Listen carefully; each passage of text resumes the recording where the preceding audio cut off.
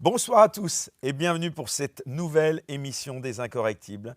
Alors ce soir, mon invité revient me voir après deux passages qu'on fait énormément parler. C'était d'ailleurs il y a assez longtemps. Il est écrivain, essayiste, scénariste, parfois même polémiste malgré lui ou pas. Il est souvent là où on ne l'attend pas. Il est avec nous ce soir pour parler évidemment de politique, de pouvoir, de gauche, de liberté de parole et de tout ce qui se joue ou ne se joue plus. Il a sorti le mois dernier son nouveau livre Psychologie aux éditions Amsterdam, un ouvrage où il dissèque avec humour les affects de la société bourgeoise à partir de situations vécues, observées ou fictives. Je suis très heureux donc de le réaccueillir ce soir dans Les Incorrectibles, bien qu'étant, me disait-il, un libéral autoritaire. François Bégodeau, bonsoir. Bonsoir Je parlais de Eric. moi, bien entendu. Oui, Hein. oui. Eh bien, ça faisait longtemps, en effet, qu'on ne s'était pas vu. Je Je crois croyais que que vous me ça fait faisiez la 2 tête. ans. Oui, c'est ça, Oui. mais je croyais vraiment qu'après cette dernière entrevue, en plus, c'était vous qui m'aviez plutôt chargé. Donc, Ah non, non, non, je ne faisais sûrement pas la tête parce que vous aviez fait quelque chose qui était vachement bien. j'avais tout laissé. C'était que le moment où je vous prenais, où je Ouais. vous Ah malmenais ben, un je peu, coupe rien. je me disais, il avait quand même la liberté de ne pas le monter, de ne pas le retenir au J'aurais pu être montage, et comme vous l'aviez Ardisson et fait. couper. Et Merci. là, respect. Bon, eh ben, écoutez, merci beaucoup de le relever. En effet, non, mais pour moi, la question se posait même pas une seule seconde. Alors, on va parler de plusieurs sujets. Si vous le voulez bien, on va dans un premier temps parler de la gauche, puisque je crois que vous êtes de gauche. Il paraît, ouais. Il paraît, voilà. Mm. Donc, on a intitulé ce premier thème, en tout cas, La gauche a-t-elle trahi les classes populaires? Avant d'en parler plus en détail, je suppose, ça n'aura échappé à personne que vous avez vu qu'il y a un livre qui fait beaucoup parler cette semaine, qui s'intitule La Meute, sorti par deux journalistes de Libération et du Monde en plus, donc deux journalistes plutôt de gauche, voilà, qui allument Jean-Luc Mélenchon et la secte, soi-disant, des Insoumis. Première réaction, je crois que c'est Manuel Bompard qui disait qu'il pensait que ça allait faire pchit. Apparemment, ça fait pas pchit, on en parle beaucoup de ce livre. Quelle est votre réaction sur ce qu'ils décrivent? Moi, je pense que si je rencontrais un jeune écrivain ou une jeune écrivaine de 24-25 ans qui essaie de percer dans le milieu de l'édition, et pour ça, il faut se faire connaître, il faut être publié, puis après, il faut que le livre soit médiatisé. Je lui dirais, fais un livre contre les insoumis. Tu auras comme ça la certitude d'être invité sur tous les plateaux. Tous les plateaux. Et c'est pour ça que ce livre que je ne lirai pas, parce que je n'ai pas que ça à faire et que ce n'est pas le genre de livre que je lis, eh bien, j'en ai déjà beaucoup entendu parler alors qu'il est sorti là, à l'heure où on se parle, bon, je sais pas, il y a quelques jours. Ils sont invités partout, parce qu'évidemment, les médias mainstream, les médias dominants, les médias, adorent cracher sur les insoumis. C'est quand même leur sport préféré. Moi, je ne suis pas un grand fan des insoumis. Tous les gens qui me suivent le savent. Et pour plein de raisons. Et je pense que d'ailleurs, le livre pointe des déviances au sein de ce mouvement ou de ce parti qui ne dit pas son nom, qui sont réelles. Des déviances autocratiques, en tout cas une organisation autocratique. Bon, c'est-à-dire que j'ai pu constater d'ailleurs à travers quelques amis qui ont un peu végété dans cette orbite-là. Donc voilà, je ne suis pas en train de dire que le livre est totalement mensonger, c'est pas ça que je dis. Je dis que d'écrire contre les insoumis, et notamment de déglinguer la gueule de Jean-Luc Mélenchon, c'est le sport préféré des médias mainstream. Il faut quand même le savoir. Il est l'ennemi officiel des Mais médias. il Ce s'en qui en prive dit pas, lui, de long. déglinguer des gens. Donc honnêtement, vous trouvez ça Ah injuste? mais j'ai pas dit que j'allais m'apitoyer ou faire preuve de compassion vis-à-vis du pauvre petit Jean-Luc. C'est pas ça que je dis, mais ça nous permet quand même d'avoir une carte un peu précise de l'idéologie dominante au travail dans les médias mainstream. Cette idéologie dominante a décidé de constituer comme ennemi absolu les insoumis, et non pas l'extrême droite. Donc je pense que ça nous donne un petit indicateur pour colorer, je veux dire, les médias mainstream qui sont à peu près tous de la même couleur avec des nuances de gris. Bah, pour une fois que ça change d'axe, parce que Bien finalement, sûr. le procès qui était fait continuellement à ces gens que vous qualifiez d'extrême droite, finalement, à l'époque, vous en offusquiez pas tant que ça, non? Ah ben moi, j'avais ni à m'en offusquer, c'est-à-dire que de la même façon que je ne vais pas me porter au chevet de Jean-Luc Mélenchon, j'avais encore moins de propension à me porter au chevet de l'extrême droite à l'époque. Ils se démerdent, je veux dire, j'ai pas que ça à faire quand même d'aller vraiment me faire l'avocat de l'extrême droite. Mais ça, c'est une façon un peu, comment dire, superficielle de voir les choses. Ce sur quoi je voudrais insister, c'est que ce qui est maintenant le point d'inimitié principal des médias mainstream, c'est les insoumis. Contre lesquels, d'ailleurs, beaucoup de journalistes, tout à fait en vue et tout à fait en place, mettent souvent en avant, à l'inverse, la bonne tenue des députés du Rassemblement national, la responsabilité, le sens des responsabilités de M. Bardella, de Mme Le Pen, etc.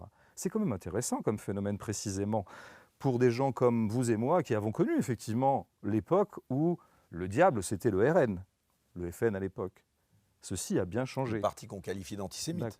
Tout Aujourd'hui, entre autres choses. c'est LFI. Absolument, absolument. Avec quand même, Enfin, qu'on pour moi, qualifie ça a très d'antisémite. largement un caractère diffamatoire. Mais indépendamment de ça, qui serait un autre gros dossier, il faut quand même mesurer le parcours qui a été accompli ou fait par les médias ou par l'idéologie dominante, moi je dirais par la classe dominante, dans mes termes à moi, depuis une vingtaine d'années.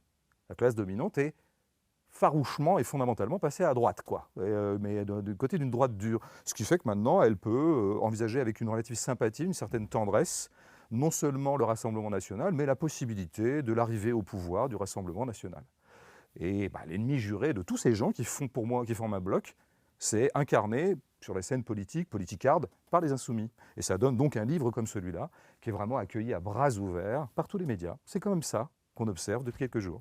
C'est quoi les critiques que vous pourriez faire, vous le disiez, que LFI finalement c'était pas votre tasse de thé tant que ça finalement. C'est quoi les critiques que vous pourriez faire à la France Insoumise? Je ferai à la France Insoumise le procès, ou en tout cas la critique structurelle et fondamentale que je ferai à tous les partis. Pour moi, les partis politiques sont la plaie de la démocratie. Les partis politiques, puisque les partis politiques sont des machines électorales, sont des machines à gagner des élections et à octroyer à leurs membres des postes. En fait, c'est un travail, c'est une petite entreprise. Une entreprise qui doit s'arranger pour qu'il y ait un maximum de salariés qui soient pérennisés dans leur salaire. C'est ça qui se passe. C'est une professionnalisation de la politique. Or, pour moi, la politique n'est pas un exercice de professionnel ou qui appelle une certaine professionnalisation. C'est l'inverse. Je pense que la politique doit fondamentalement rester amatrice. Donc, les professionnels de la politique, que sont aussi les insoumis, au même titre que les Républicains, au même titre que Renaissance, au même titre que Reconquête, au même titre que le RN, au même titre que tous ces partis, qu'ils s'appellent partis ou pas, eh bien, ils travaillent avant toute chose à leur propre pérennité. Et pour ça, c'est des machines à se présenter aux élections et à essayer de briguer autant de mandats que possible, autant de strapontins que possible pour pouvoir alimenter la machine. Et donc, l'AFI est tombé exactement dans cet écueil-là. C'est un parti maintenant qui est strictement et exclusivement concerné par les élections, et en plus par la pire d'entre elles, par la pire d'entre les élections, à savoir l'élection présidentielle, qui est sans doute la moins démocratique, la plus spectaculaire, la plus folklorique, et celle qui provoque un abêtissement général pendant 6 mois. Parce qu'elle est très personnalisée, elle est très centrée sur les personnes, et non pas vraiment sur les idées. Et donc, donc l'AFI maintenant, ils se lèvent le matin, tous les gens de l'AFI se lèvent le matin en se disant comment est-ce qu'on peut avoir une micro-chance de gagner les élections et de porter au pouvoir M. Mélenchon, notre guide suprême. C'est ça. En fait, ils sont occupés 24/24 par ça. Je dirais au mépris et aux dépens d'un certain nombre de situations réelles, de situations sociales sur lesquelles il ferait mieux d'intervenir. Et j'aimerais revenir justement sur ce procès que beaucoup de journalistes leur font, à savoir ce procès d'antisémitisme. Vous en pensez quoi, vous ? C'est évidemment un procès dégueulasse, de toute façon. Mais pas justifié, à la base, on pourrait dire très calmement, parce que ce sont des sujets sur lesquels il faut être calme,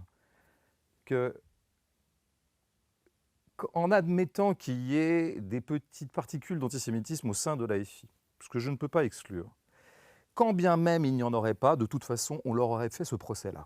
C'est ça qui est important, si vous voulez comprendre la façon dont ils sont traités médiatiquement. À partir du moment où ils ne se portaient pas au secours de la victoire génocidaire de Netanyahou, et qu'ils émettaient un certain nombre de réserves sur ce qui était en train de passer à Gaza, à partir du moment où ils alertaient sur le sort des Palestiniens, notamment depuis le 7 octobre, mais en fait, pour tout dire, depuis des décennies, alors évidemment, on leur faisait, comme d'habitude, un procès en antisémitisme. Quand bien même ils n'auraient aucune particule d'antisémitisme en eux. C'est bien de ça qu'on parle. Donc c'est une espèce de manœuvre idéologique absolument dégueulasse. Et elle vient d'où, d'après vous, alors ?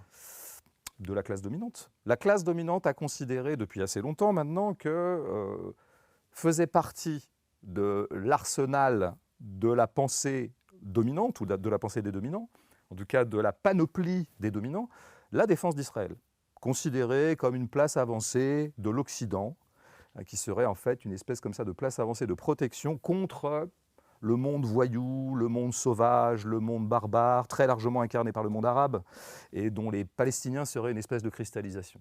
Donc il y a une espèce d'éthos de dominants, les dominants, les gens qui sont en charge, les cadres, les dirigeants, la bourgeoisie, leurs représentants, leurs élus, ont une sympathie immédiate, ou en tout cas se portent naturellement en soutien d'Israël. Quoi que fasse Israël, y compris quand Israël est engagé dans une sorte, je dirais, d'évacuation définitive du problème palestinien par l'évacuation des Palestiniens eux-mêmes. Parce que c'est comme ça, c'est ça dont on est le témoin actuellement. C'est ça dont on est le témoin. Et dont tout le monde, à propos de quoi tout le monde pourrait se documenter jour après jour.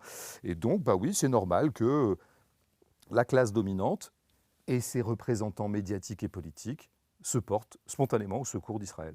Mais pardon de vous poser cette question, est-ce que vous ne remettez pas en cause parfois la sincérité de l'engagement sur cette question-là de certains élus et députés LFI? Parce que beaucoup de gens disent que c'est une attitude électoraliste et qu'il n'y a pas beaucoup Oui, mais derrière voyez, c'est bizarre le débat qu'on a. Nous sommes témoins d'une des périodes de violence d'État majeures du XXIe siècle. C'est ce qui se passe véritablement à Gaza en ce moment et en Cisjordanie, j'y insiste. C'est de ça que nous sommes témoins. Si nous étions des gens responsables, si nous étions des gens qui essayions vraiment de nous projeter... Ils n'en parlaient pas avant, autant. Je vais finir. Dans l'état réel du monde, le débat ou la discussion qu'on aurait, vous et moi, Eric, c'est qu'en est-il en ce moment du sort des gens qui habitent en Cisjordanie? Qu'en est-il en ce moment du sort des pauvres gens qui habitent à Gaza? Ça serait ça notre débat, si on était des gens sérieux qui nous enquérons du réel. Au lieu de quoi, vous m'entraînez à parler de choses qui, pour moi, participent de la politicaillerie.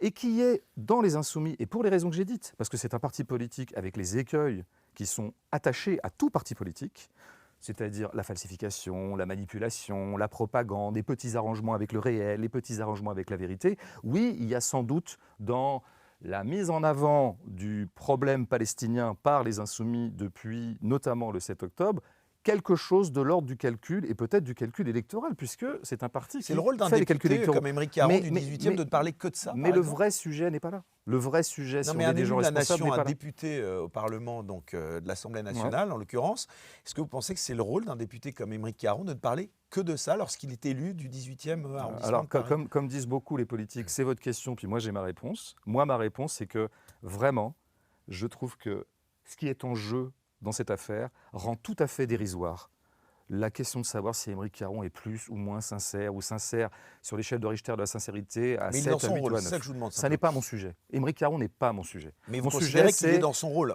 Mon sujet, c'est la vie des dominés, c'est la vie des gens qui subissent un certain nombre d'oppressions. Un député de la République dénonce en permanence ce qui se passe à Gaza. Vous considérez qu'il est dans son rôle, quoi? Ça n'est pas mon sujet, apparemment c'est le vôtre, mais ça n'est pas mon sujet. Mon sujet, c'est la vie des gens, et par exemple, en l'occurrence, la vie des Palestiniens.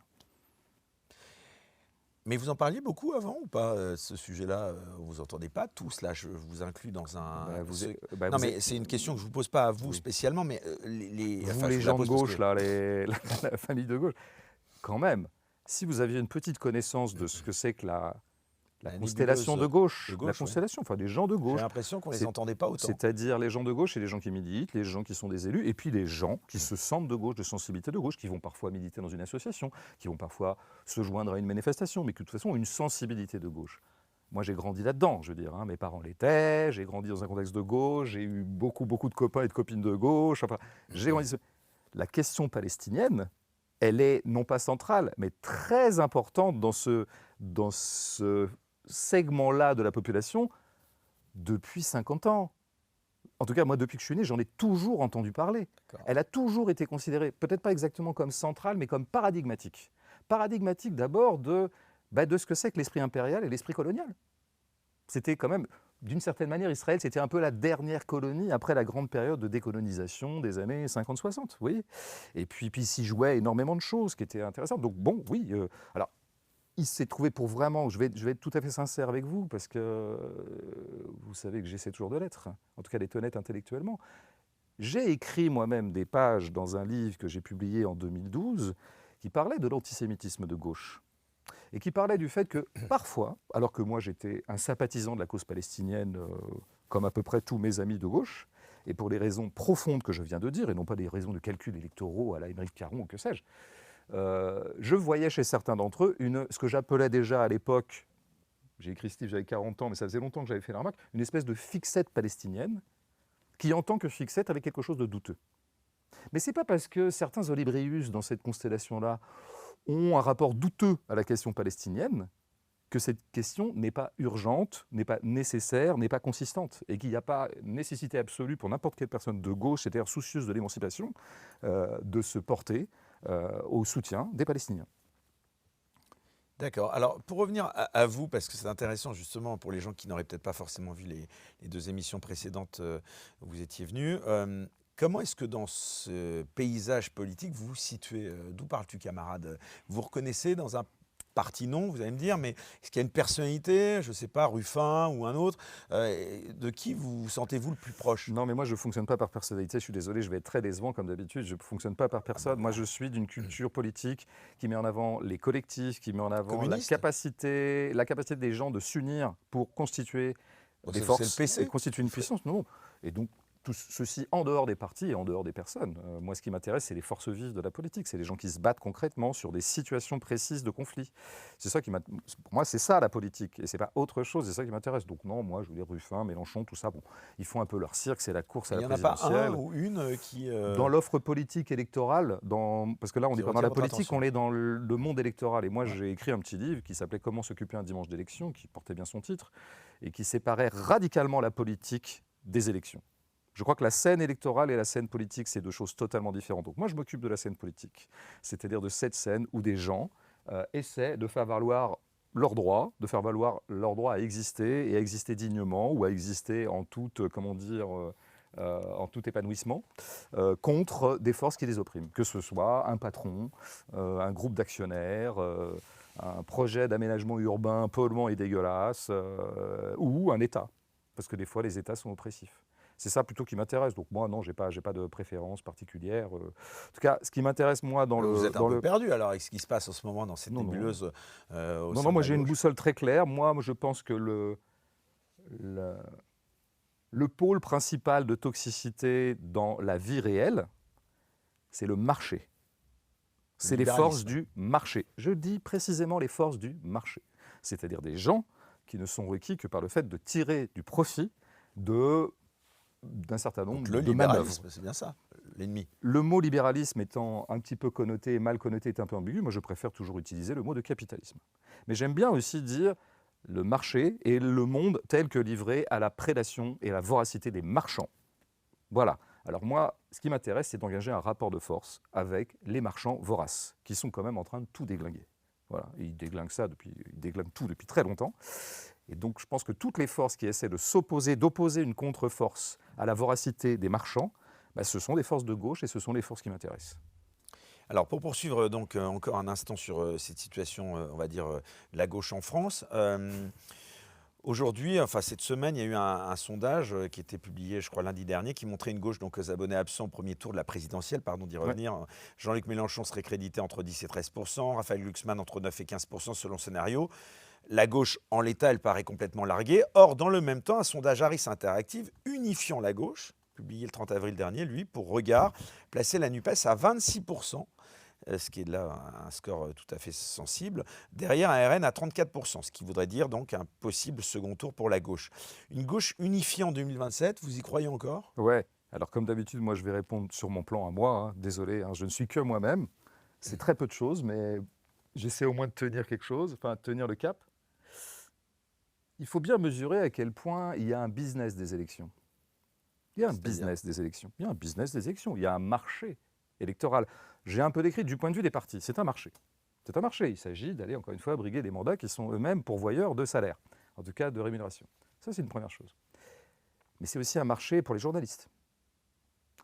La chronique électorale est un bon plan pour le système médiatique, qui est un marché. Je veux dire, On en est la preuve, oui, c'est un on business. Il assume. y a un business médiatique. C'est normal. C'est des gens, c'est des Il y a un entreprises. Hein. intérêt, moi je dirais peut-être aussi. Ça, c'est autre chose. Heureusement que ça croise un peu un intérêt, sinon ça ne marcherait pas complètement. Mais il se trouve que c'est un marché. Donc, or, les journalistes sont emmerdés. Il y a même Ils sont des gens qui emmerdés. écrivent là-dessus. Ils sont emmerdés comme des patrons de clubs de foot. La comparaison entre le business électoral et le business sportif marche à tous les coups. Et entre les affects qu'active la passion électorale et les affects qu'active la passion du sport, que je connais bien, il y a vraiment des ponts permanents. Et il y a un truc qui emmerde beaucoup les patrons de clubs de foot, c'est que contrairement à d'autres business, ils ne peuvent pas produire tous les jours. Ils ne peuvent pas faire jouer leurs joueurs tous les jours. on ne joue que tous les 3 jours, tous les 4 jours. Donc pour ça, ils ont eu un certain nombre de palliatifs, ils se sont mis à augmenter leurs effectifs, d'avoir 2 équipes en fait, pour pouvoir multiplier les matchs. On a multiplié les compétitions parce que c'est multiplier en fait les zones lucratives, les zones marchandes. J'ai l'air d'être un peu long, mais je vais revenir à la politique. Le gros problème avec le business électoral, c'est que les élections, il n'y en a pas tous les jours. Il n'y en a pas tous les jours, c'est dommage. Alors il y a les élections présidentielles, ça c'est super, bon. Mais l'élection présidentielle, moi quand j'avais 15-20 ans et que je les suivais encore un peu, ça durait 2 mois. C'était pas beaucoup. Disons, la zone de commercialisation et de, comment dire, de profitabilité du business électoral était moindre. Alors les journalistes, qui sont des copartenaires, hein, qui sont des partenaires économiques des élus et des Certains sondeurs, journalistes, ouais, tous. tous les journalistes sont plus ou moins partenaires économiques, à leur échelle et à leur corps plus ou moins défendant. Eh bien, ils ont inventé quelque chose, c'est que, ah oui, il faudrait qu'on arrive à parler de l'élection présidentielle bien avant les 2 mois pendant lesquels elle avait lieu en 1981, en 1974 et un peu encore en 1988. Et pour ça, ils ont inventé les sondages. Bon, les sondages existent depuis très très longtemps et c'est génial. En fait, on va créer une fausse actualité, une actualité en bois. Parce qu'un sondage, c'est une actualité en bois. D'ailleurs, à chaque fois que les éditorialistes commentent les sondages, par exemple celui que vous venez de nommer, ils commencent toujours par dire une précaution locutoire, faut avouer étant complètement pardonné, à savoir, oh, vous savez, anticiper sur une élection présidentielle 2 ans avant, ça n'a aucun sens. Mais ça ne va pas les empêcher de le commenter. Et voilà, on a réussi à faire un moment où on a parlé de la chose, et donc le produit électoral est maintenant vendable, et donc profitable, 2 ans avant, 3 ans avant, 4 ans avant, 5 ans avant. Et ça donne ça, ça donne des trucs pipeaux. Vous pensez qu'on met sur orbite, par exemple, qu'une partie du système, par exemple, est sur orbite, comme certains d'ailleurs le laissent penser à un Jordan Bardella, par exemple? Oui, il semblerait qu'il y ait certains qui aient intérêt à pousser Bardella et d'autres, Marine Le Pen et d'autres. On sait bien que, par exemple, M. Sterin, très important. Pierre-Édouard Sterin, donc un homme très fortuné. Un homme d'affaires très fortuné et d'extrême droite. Je crois que là, sinon, si lui n'est pas d'extrême droite, alors le mot n'a vraiment plus aucun sens. Il est donc d'extrême droite. Et c'est Pour quelle raison, selon vous? Et c'est un ultra-libéral. Pour quelle raison, selon vous, il est d'extrême droite? Enfin, je crois qu'il ne s'en cache pas. Je veux dire, tout ce qu'il dit d'un point de vue sociétal, moral, il est par ailleurs assez... C'est un catholique assez tradit. Il a fait la une du Figaro Magazine. Il ne s'en cache pas. Il est par ailleurs, évidemment, ultra-libéral et économiquement. Et ça définit, ça fait de vous quelqu'un d'extrême droite? Mais ça serait quoi d'autre extrême droite si lui ne l'est pas? Qu'est-ce qu'il faudrait de plus? Ça renvoie pas à des choses qui sont beaucoup plus graves. Mais moi, j'ai pas dit nazi, j'ai pas dit nazi, j'ai pas dit fasciste. Mais extrême droite, vous pensez pas que ça... Mais soyons précis, Eric. Si je dis extrême droite, je dis pas nazi. Je dis extrême droite. Non, mais vous pensez pas que c'est reçu différemment que le terme extrême gauche? Eh bien, que les gens le reçoivent comme ils l'entendent. Moi, je dis extrême droite parce que ça me paraît je crois, très avait précis. fait une action en justice pour tenter d'interdire le qualificatif d'être extrême droite qui lui était. Mais Et elle a perdu. C'est normal. Parce que la justice a considéré que ça n'était pas diffamant. Elle fait son considéré petit que c'est pas diffamant. Elle fait son petit business. Marine Le Pen, c'est très bien. Non, mais pardon. Là, je me permets parce que vous m'aviez justement cherché là-dessus à l'époque, mais c'est même pas du tout pour reparler de moi. Mais encore une fois, pardon, vous savez que ce qualificatif employé pour disqualifier l'adversaire, il est diffamant entre nous. Là, je ne parle pas sur un plan juridique. Il n'a pas la même portée que sur l'échiquier politique, comme vous le voyez, que le qualificatif extrême-gauche. Extrême-droite, ça renvoie forcément à border, nazi, facho, raciste. Mais Eric, moi je vous écoute. C'est une question. Moi je vous écoute souvent. Ouais. Je suis souvent vos lives, enfin les entretiens. Et vous avez l'impression que je suis nazi, par exemple, non? Est-ce que j'ai dit nazi? Non, mais vous savez bien que le terme extrême-droite... Vous affolez pas. Non. Je n'ai pas dit nazi. Non, merci. On va pas ergoter pendant 12 minutes où vous contesteriez un mot que je n'ai pas prononcé. C'est-à-dire que ça va devenir du Ionesco, notre truc là. Ça va être compliqué, quoi. Ou les frères ennemis, quoi. Mais j'aimerais juste vous entendre dire que extrême droite, ça n'a pas la même portée que extrême gauche dans le sens inverse. Oui, Eric, si les mots vous importent, si vraiment vous fétichisez les mots à ce point-là, si vous voulez, on met extrême droite là, on le met dans la poubelle et on l'utilise plus. Très bien. Mais je reviens au point qui est le point de réalité. Et le point de réalité, c'est qu'il y a un milliardaire, il n'est pas le seul d'ailleurs en ce moment, Pierre-Édouard Sterin, dont on va dire qu'il est très à droite. Ça vous va ou pas? Oui, moi Ok, c'est cool. On a vraiment fait, on a bien fait de perdre 2 minutes avec ça. Donc il est très à droite. Il est, moi je pense fondamentalement, il est catho aussi, c'est vrai. Je pense qu'il est occidentaliste. Je pense qu'il est néoconservateur. Je pense qu'il croit au conflit des civilisations et la guerre des civilisations, au choc des civilisations. Il croit vraiment qu'il y a une civilisation supérieure aux autres. Vous accepteriez de débattre avec lui, par exemple? Non, vraiment. Oh, Sterin, sûrement pas, non. Mais pas du tout, encore une fois. Moi, c'est jamais la morale qui m'arrête, c'est que ça n'a aucun intérêt. Ou alors, en fait, il ne faudrait pas débattre. Non, il ne faut pas débattre avec Sterin. Il faut raconter Sterin. raconter ce terrain, raconter ce qu'il fait toute la journée. Où est-ce qu'il met son argent, et puis d'où il vient, d'où ça lui est venu, toutes ces idées, et pourquoi il a décidé de mettre une si grande partie de son fric à faire de la propagande, enfin en tout cas de la gîte propre en fait, puisqu'il achète des médias, Et il y il en a achète des d'autres à gauche qui librairies. font ça. Mais Ils bien ont... sûr, mais je n'ai pas dit que c'était mal en soi, mais je dis mais c'est intéressant. Donc le personnage est intéressant. Bon, pour en revenir au point, qui est d'ailleurs un point qui n'est pas passionnant non plus, il semblerait que M. Sterrin, puissant et omnipotent comme un monarque, a décidé qu'il n'aimait pas Marine Le Pen, bon, et qu'il préfère Bardella. Donc bien sûr, M. Sterrin ayant une certaine latitude médiatique, grâce à son argent, il va sans doute essayer de pousser Bardella contre Marine. J'ai l'impression que c'est ce qui se passe un peu dans la petite popote de droite radicale ou de droite dure. Voilà, bon, donc ils Mais s'amusent j'ai comme pas ils bien peuvent. compris ce que vous dénonciez là. C'était le fait qu'il y ait eu de tout Non. temps des hommes d'affaires qui poussent Non, mais des je hommes dénonce pas, politiques. je décris. Voilà. Je décris ce qui se passe. Et donc, non, mais parce que vous me posez la question de savoir, est-ce qu'il y en a qui vont pousser quelques candidats contre d'autres? Oui, il y a toujours des forces de l'argent qui poussent quelques candidats contre Par d'autres. rapport au sondage, en effet, Mais je pour disais ça, qu'il il y faut avait avoir... oui, mais avec le succès pour ça, il faut avoir qui peut être l'argent. discutable à l'arrivée, parce que quand on est le favori 2 ans avant, l'histoire nous montre Oui, que... oui, bien sûr. C'est bien ce que je disais moi-même à Ouais. propos de l'absurdité et l'aberration qu'il y a à commenter Alors- les sondages 2 ans avant. Mais je répète, ce qui est intéressant, c'est que des milliardaires ou des gens qui ont de l'argent puissent, comment dire, administrer la démocratie, ou en tout cas le jeu électoral, qui n'a pas grand-chose à voir avec la démocratie, rien qu'avec leur argent. Ce qui fait qu'il y en a quand même un peu plus à droite qu'à gauche, pour une raison mécanique, c'est qu'il y a moins de milliardaires de gauche que de milliardaires de droite, pour des raisons absolument logiques qui échapperont à personne. Alors, en revanche, c'est vrai que j'ai apprécié que vous développiez en effet votre raisonnement, parce que en effet, je trouvais, et là vous l'avez en effet développé selon votre opinion, mais c'est vrai qu'on a quand même, et vous pouvez pas nier, l'impression que parfois le terme extrême droite est employé Oui, oui, uniquement d'accord. Mais dans un but j'ai de l'impression, oui. disqualification. Je vois que c'est un Non, point mais- névrotique chez Non, mais vous. est-ce qu'on peut avoir Donc un point je vous le d'accord laisse. là-dessus? Est-ce que vous considérez que quand Si vous on voulez, voit si- les gens y a dans pas de les problème. cadres politiques, et notamment vos amis d'extrême gauche, Ouais. ce qui est assez drôle, c'est quand c'est dans le sens inverse, Oui, on oui, s'en oui. indigne énormément. Non, mais si vous voulez. Et quand D'accord. eux n'ont à la bouche que le terme extrême droite, extrême droite, extrême droite, quand Raphaël Arnaud ou d'autres gens Ah, ok. n'emploient que ça sans aucun argument derrière, Mm. voilà, je relevais juste D'accord. que là... Bon, ça c'est dit. Est-ce que ça vous a fait du bien de le dire? Non, mais Non, mais c'est ça qui est intéressant, c'est c'est pas que dans ça un vous but soulage. de faire du bien, c'est dans un but d'essayer d'être un minimum Non, juste. moi, quoi. je sens que ça vous a fait du bien de le dire. Un petit peu aussi. Donc c'est je suis content d'avoir participé à cette espèce de catharsis Eh bien, je vous en live. remercie. Alors, on va faire une digression sur un plan philosophique, justement. Est-ce que, justement, alors je vous pose la question différemment pour moi parler de politique politicienne.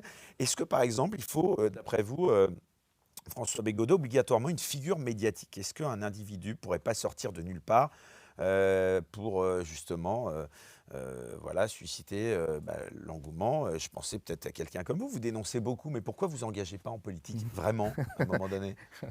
Non, mais c'est facile au final.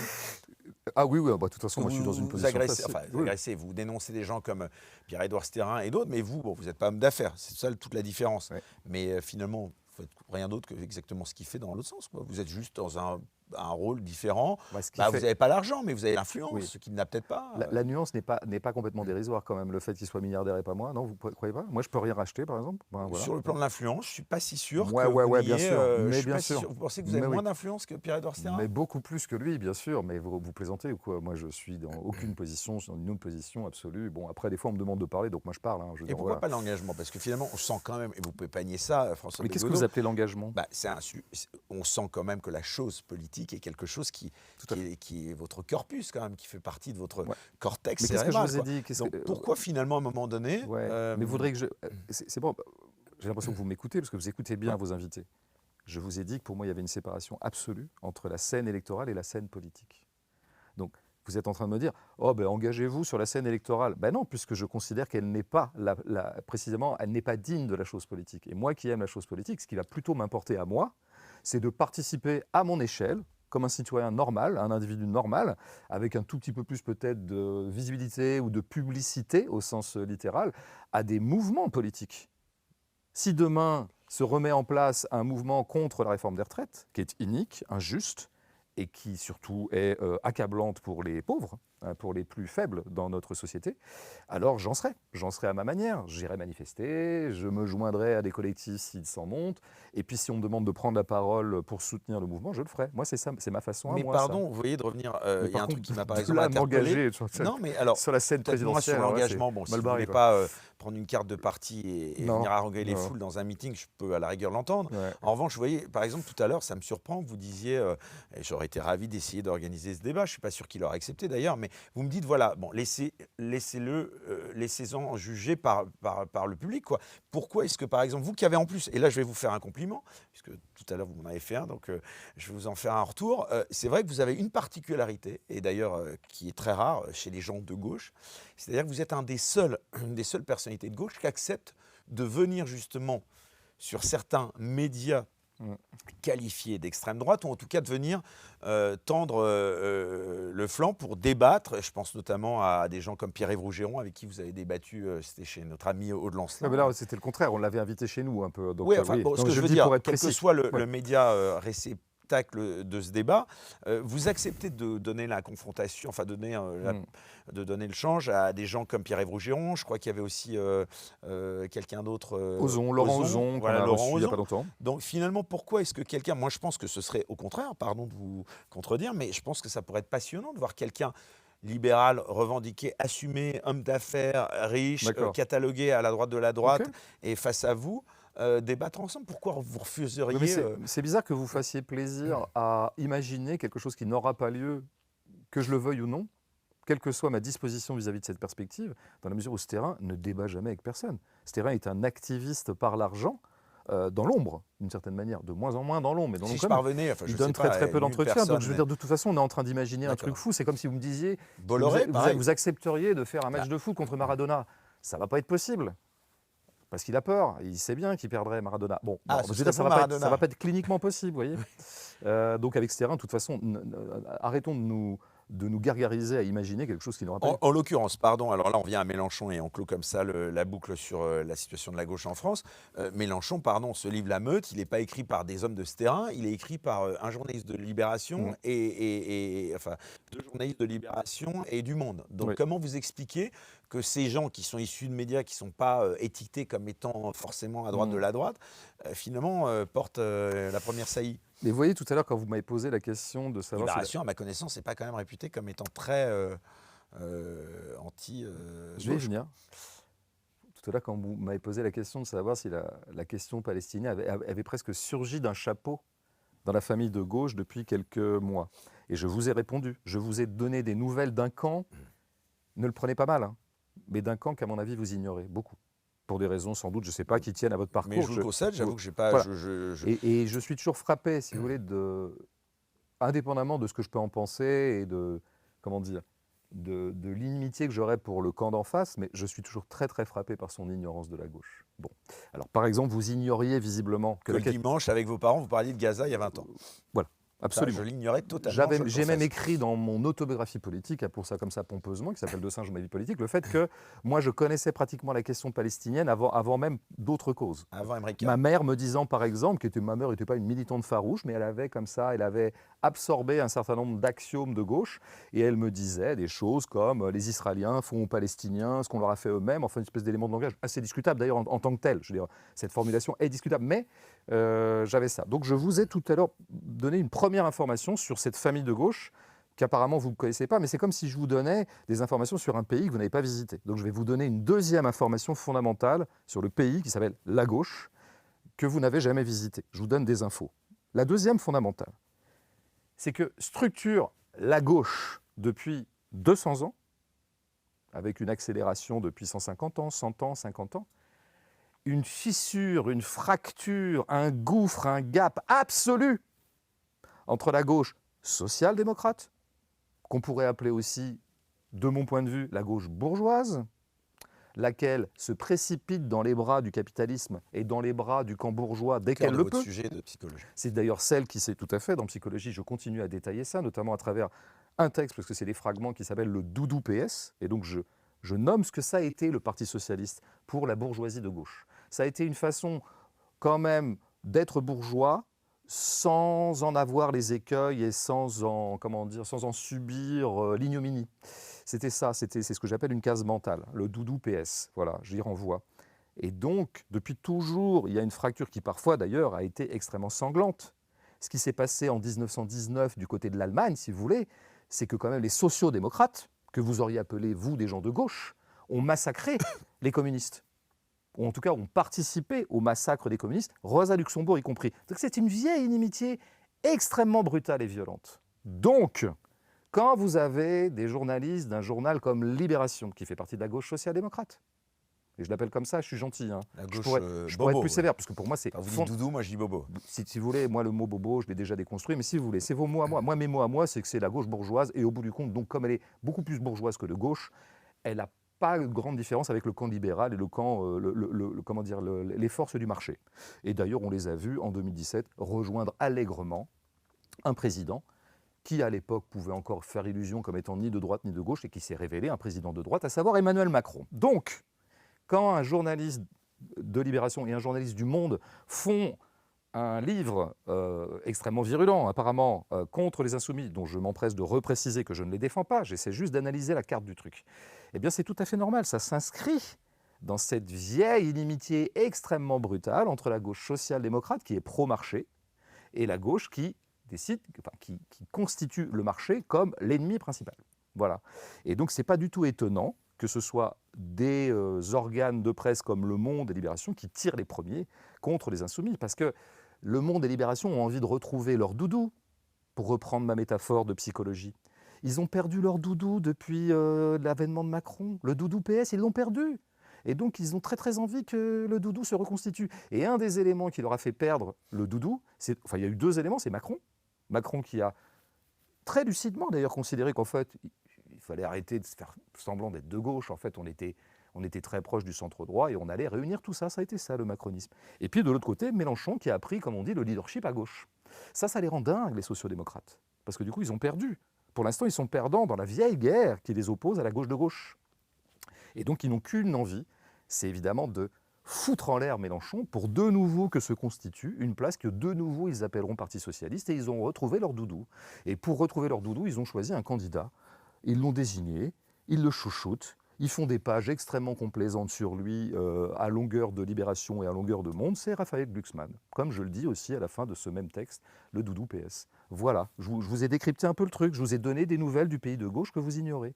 Donc il n'y a absolument rien d'étonnant à ce que les boulets soient tirés par Libération et par Le Monde, qui, par ailleurs, soit dit au passage, boycottent un type comme moi. Je vous en informe aussi, je vous donne d'autres nouvelles du pays de la gauche. Libération, ils écrivent des trucs dégueulasses sur moi depuis quelques années. Et Le Monde, ils écrivent plus du tout sur moi depuis 10 ans.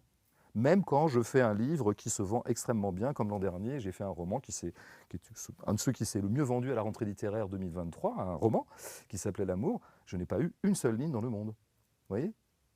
Voilà, je vous ai donné des invité nouvelles. quand même sur le service public, par exemple. Alors dites-moi où ? C'est à vous, je crois, non? Enfin, ça fait peut-être longtemps, c'est vrai. C'est à vous, 2019. Ah oui. Eh oui. Non mais ça, je vous l'avais déjà dit. Vous les gens de droite, vous avez quand même du mal à vous remettre à jour, hein, les amis. Non, vraiment. Le calendrier, il y a une histoire, il y a de l'historicité, en fait, donc les choses évoluent. Donc 2019, je passe à C'est à vous, ça a été la première et la dernière fois. Et d'ailleurs, après, C'est à vous, Parce que vous je leur n'ai plus étiez été. rentré dans le lard et ça leur plaît pas en général. Ils n'aiment pas ça. Et donc voilà. Aude Lancelin disait sur ce même plateau, d'ailleurs, à gauche, on ne s'occupe, je la cite, hein, à gauche, on ne s'occupe pas du massacre économique du prolo blanc dans les campagnes, on s'occupe de savoir ce qui va se dire sur le front du canal Saint-Martin. Donc vous êtes totalement raccord avec cette analyse d'Aude Lancelin. Je pense que Aude pourrait quand même nuancer. J'ai déjà entendu Aude produire des paroles plus nuancées sur ce sujet-là. C'est pas gentil pour les gens du canal Saint-Martin. Qui est toute une partie de la gauche, ou qui se dit encore de gauche, qui soit prioritairement requis par des petits problèmes comme ça, au mépris de ce qui devrait importer à la gauche avant toute chose, à savoir le sort des classes populaires. Oui, ça c'est vrai. Mais enfin, globalement c'est quand même encore la gauche de gauche qui est toujours derrière les classes populaires, quoi qu'on dise. Dès que les classes populaires sont menacées quelque part, je veux dire, qui est-ce qui est en train de se battre en ce moment-là, véritablement, hein, jour après jour, pour les salariés d'Arcelor? Qui? Non mais qui est vraiment, hein, dans le périmètre de l'usine ou dans le pourtour de l'usine? C'est quel genre de personnes qui soutiennent les ouvriers là-bas? C'est quel genre de personnes qui soutenaient les ouvriers de telle ou telle usine en Picardie? Il s'appelle François Ruffin. Il s'est quand même fait connaître essentiellement pour ça.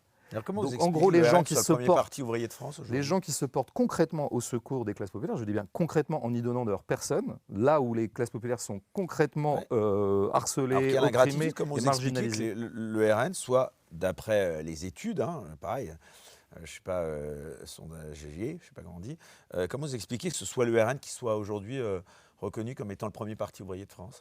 Je pense que dans psychologie, d'ailleurs, je consacre aussi 2 textes à ça, donc j'y renvoie. C'est pour faire. Oui, c'est On un appelait le vrai. gaucho-le pénis d'ailleurs. C'est un vrai. Oui, enfin, moi, je dirais pas gaucho le pénis, je dirais le pénisme. Non, non, c'est un parti, voilà, dans la grande tradition, disons, de ce camp politique. Il y a plein de raisons à ça, donc on ne va pas résoudre le problème, mais je crois qu'il ne faut jamais oublier une chose, c'est qu'il y aurait une raison fondamentale qu'on ne dit pas assez, et qui relève de l'analyse structurelle, c'est qu'un prolétaire, quelqu'un qui est des classes populaires, ce qui caractérise sa vie, c'est qu'elle est en permanence insécurisée. Elle est d'abord économiquement insécurisée.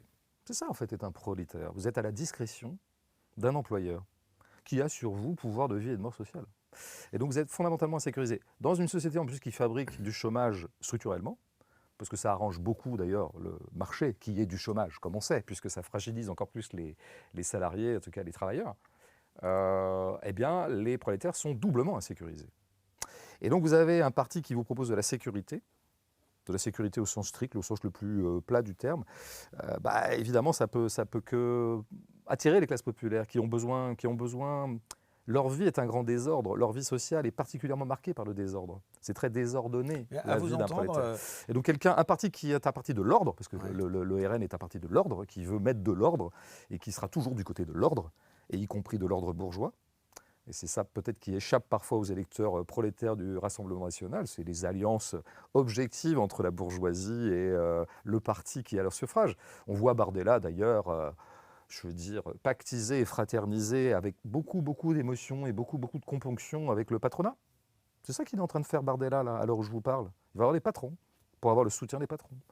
Ça échappe apparemment à la vigilance des électeurs prolétaires du Rassemblement national. Mais pour en venir au point fondamental, je pense qu'il y a vraiment ça.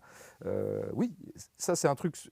C'est pas d'hier que les forces de gauche se sont cassées le nez sur cet état de fait. C'était déjà le cas au XIXe siècle, hein, vous savez. C'est pas d'hier. Hein. Bon, quand on dit la gauche a trahi les classes populaires, non. Il y a la continuité et la pérennité ou la constante à travers l'histoire depuis 2 siècles du fait que la gauche, qui propose aux classes populaires une émancipation, se heurte à une sorte de conservatisme endémique des classes populaires qui vient du fait qu'ils ont déjà leur dose de désordre et de chaos. Et que quand il y a un parti qui leur propose un peu de l'ordre, alors forcément, il a une certaine séduction. Mais ça, c'est vieux, encore une fois, comme la politique, depuis très longtemps. C'est pas très nouveau. Vous ne pensez pas qu'il y a une haine aussi? Parce que quand on vous entend, pardon, je suis pas loin de penser que vous avez vraiment une haine du patronat, des capitaines d'industrie. Ah bon? Je me trompe ou pas? Non, je trouve Non. que j'ai pas d'accent de haine. Mais je sais que ce sont les détenteurs de capitaux sont les gens qui sont les nuisibles. Oui, c'est les nuisibles. Et donc il faut les mettre hors d'état de nuire. C'est le programme. En cela d'ailleurs, alors je ne sais pas ce que vous en pensez, j'ai reçu ici à maintes reprises Juan Branco, vous êtes plutôt sur cette ligne assez radicale. C'est-à-dire quoi les mettre hors d'état de nuire? Enfin, je ne comprends pas bien moi. Ah les exproprier, bien sûr. Les exproprier? Bien sûr, oui, tout à fait. Bien sûr, ces gens-là possèdent les moyens de production, ils possèdent énormément de moyens de production, donc ils ont entre les mains. Un Bernard Arnault, c'est-à-dire vous l'expropriez de quoi là? Ces gens ont entre les mains des choses extrêmement précieuses qui devraient être du domaine du commun, qui devraient être administrées par la collectivité, de façon la plus horizontale et fraternelle possible. L'alimentation, le soin, oui, l'alimentation, le soin, l'habitat. C'est les 3 choses en fait. Vous savez, quand on parle de politique, on devrait ne parler que de ces 3 Pas trucs-là. vraiment le cœur du sujet de LVMH par exemple, au hasard. J'entends bien, mais il ne vous aurait pas échappé que LVMH possède un certain nombre de richesses, et donc vrai. accapare un certain nombre de richesses qui ne peuvent pas donc du coup être versées dans le commun. Et notamment Mais pour ils les en choses que je produisent viens de des dire. richesses aussi. Comment? Ils en produisent des richesses justement. Ils produisent quelques richesses dont ils ont très largement l'usage pour eux-mêmes. Ben oui, il n'y a pas un ruissellement extraordinaire quand même Parce que je veux dire, entre... ils produisent des emplois, ils produisent... Ils produisent quelques emplois en France, beaucoup d'emplois à l'étranger, oui c'est vrai, tout à fait, comme des entreprises qui marchent, mais bon, moi je rêverais peut-être d'autres emplois, il faudrait voir le détail des emplois que produit LVMH, ce serait intéressant. Il n'en reste pas moins vrai que dans le temps où Bernard Arnault a décidé de constituer sa fortune autour des trucs comme la mode ou des sacs, eh bien des gens ne peuvent pas se loger, des gens se nourrissent mal, des gens ne peuvent pas être soignés. Et ça, c'est de la faute de Bernard Arnault. C'est de la faute, pas de Bernard Arnault, parce que je ne personnalise pas les choses, j'ai rien contre ce monsieur, si ce n'est, je dirais, un doux mépris. Non pas en tant que Bernard Arnault, mais quand Bernard Arnault vient chouiner parce qu'on le harcèle, le pauvre, avec l'impôt, alors là, ouais, je le méprise. Ouais, là, je pense que c'est vraiment un pauvre gars. Vraiment. Après qu'il soit Bernard Arnault, moi, je trouve que c'est des vies qui ne sont pas extraordinairement désirables. Hein. Moi, j'aimerais pas être Bernard Vous faites Arnault. allusion à la petite remarque qu'il avait faite à l'égard de Macron, c'est ça en plus. Il fait des remarques récurrentes là-dessus. Il vient souvent chouiner parce que, oh Il y là avait une petite là, guerre d'ailleurs il est entre très Michel-Édouard taxé. Leclerc et lui Oui, là-dessus. il est très taxé. Mais tout ça, c'est l'histoire d'amour un peu. Avant, Bernard Arnault, il était un peu amoureux de Macron. Enfin, il s'aimait bien. Puis maintenant, il a plutôt changé de. Voilà, il l'a trompé pour Donald Trump. Enfin, voilà, c'est des petites bisbilles entre dominants. Mais moi, je regarde ça et je trouve que c'est des pauvres gens. Mais j'ai pas. Voilà, c'est tout. Mais le vrai truc sérieux, c'est que. Il y a des gens qui accaparent les richesses, lesquelles richesses devraient être reversées dans le commun. C'est pas très compliqué tout ça. Bon, la transition en tout cas est simple avant de passer à l'autre sujet. Qu'est-ce que vous pensez du wokisme avant de parler un instant de Trump? Dès qu'on me le définit, je vous dis ce que j'en pense. Mais je Ah pense bah, qu'on avait déjà eu cet échange, quoi. Ouais, mais bon, aujourd'hui ça évolue tellement. Non, mais aujourd'hui, alors Donald Trump plutôt, parce que c'est vrai que par force des choses, ça me fait parler autant du wokisme que de Trump. Cette élection démocratique quand même, quoi qu'on en dise, hein, il a été élu démocratiquement. Donald Non, Trump. alors, Non juste une petite incise qui va vous Ah, embêter. vous allez dire que non. Non, parce que je vais faire de la pensée structurelle et c'est toujours un petit peu fastidieux et ennuyeux. Pour moi, les élections ne sont jamais démocratiques, qu'elles soient Vous êtes comme américaines, Étienne Chouard. qu'elles soient américaines. Tout à fait. Là-dessus, Ah ouais. je trouve toujours les réflexions d'Étienne Chouard tout à Ouais, mais fait il n'y a pas lumineuses. d'autre système. Alors ça, à D'ailleurs, la rigueur, elles sont très, très largement inspirées de ouais, Jacques vous Rancière. avez qui un est une meilleur système à proposer, François Non, mais Bégodeau? vous me dites que les élections étaient démocratiques. Je dis, comme toute élection, elles ne l'étaient pas. Mais après, revenons à Trump. Pourquoi elle n'est pas démocratique? Pourquoi l'élection en soi? Rappelez-nous. Non, mais Pourtant, vous avez beaucoup écouté oui, Étienne avec Chouard, donc mais je on vous va pas laisse. rappeler le Peut-être que vous avez béaba. peut-être une variante avec lui. Mais vous savez déjà, les élections reposent sur la délégation. Voilà, La on est des délégation de représentants, c'est ça. ouais, donc on va pas répéter Non, mais c'est pour les gens qui n'auraient peut-être pas vu l'émission. qui est fondamentalement une leçon de Jacques Rancière ou de Castoriadis, hein, avant même Si on peut Étienne d'ailleurs ne Chouard. pas trop parler d'Étienne Chouard, parce que ça m'a valu une convocation à la police Voilà, judiciaire. c'est pour ça que je vous dis qu'en fait, cette Oh. déconstruction du mythe démocratique que représenterait l'élection, elle a largement été faite avant Étienne Chouard, hein, par des gens comme Rancière, Castoriadis et bien d'autres gens avant eux, Élisée Reclus, parmi les anarchistes ou autres encore au 19e. Bon, mais indépendamment de ça, Trump a été élu, voilà, dans les conditions, on lui a délégué le pouvoir, et maintenant il l'exerce. Et est-ce que c'est une bonne nouvelle pour l'humanité ? Ah non, mais c'est vous qui êtes l'interviewé. Hein. Vous en pensez quoi ? Parce que Ah non, je non, pense mais que moi, c'est bien vous un petit essayez peu. de. Mais non, mais Ouais. ça, vous essayez Non, parce que encore moi, de ce que je m'envoyer pense dans de ce corner. Trump, c'est pas étonnant. Mais- Enfin, c'est pas, voilà. Mais moi, je n'ai pas à dire ce que je pense dans cette émission. Ouais. À la rigueur, je peux aussi être citoyen, avoir des idées, mais là, en l'occurrence, s'il vous plaît, Non, vous d'accord. n'allez pas me refaire le coup. Non, en revanche, petite parenthèse, j'aimerais juste sur Non, mais moi, Chouard. c'est dommage parce que j'aurais bien aimé vous entendre sur Eh ben Trump, quoi. alors, on va faire une petite confession, Ouais. nous, hors antenne, Ouais. puisque les gens nous regardent, mais évidemment, ça nous arrive quand même de parler un tout petit peu avant de prendre l'antenne. Bon, apparemment, vous n'étiez pas au courant. J'avais eu le droit à une petite convocation à la police judiciaire après avoir reçu Étienne Chouard. Et là, vous m'avez dit un truc qui m'a, aussi étonné. On vient un instant, fait une digression sur Gaza. Ah oui, Donc, oui, d'accord, on est ouais, loin de Trump. Oui, là, on d'accord. est loin de Trump, Ouais. mais tout se rejoint un peu, vous allez voir.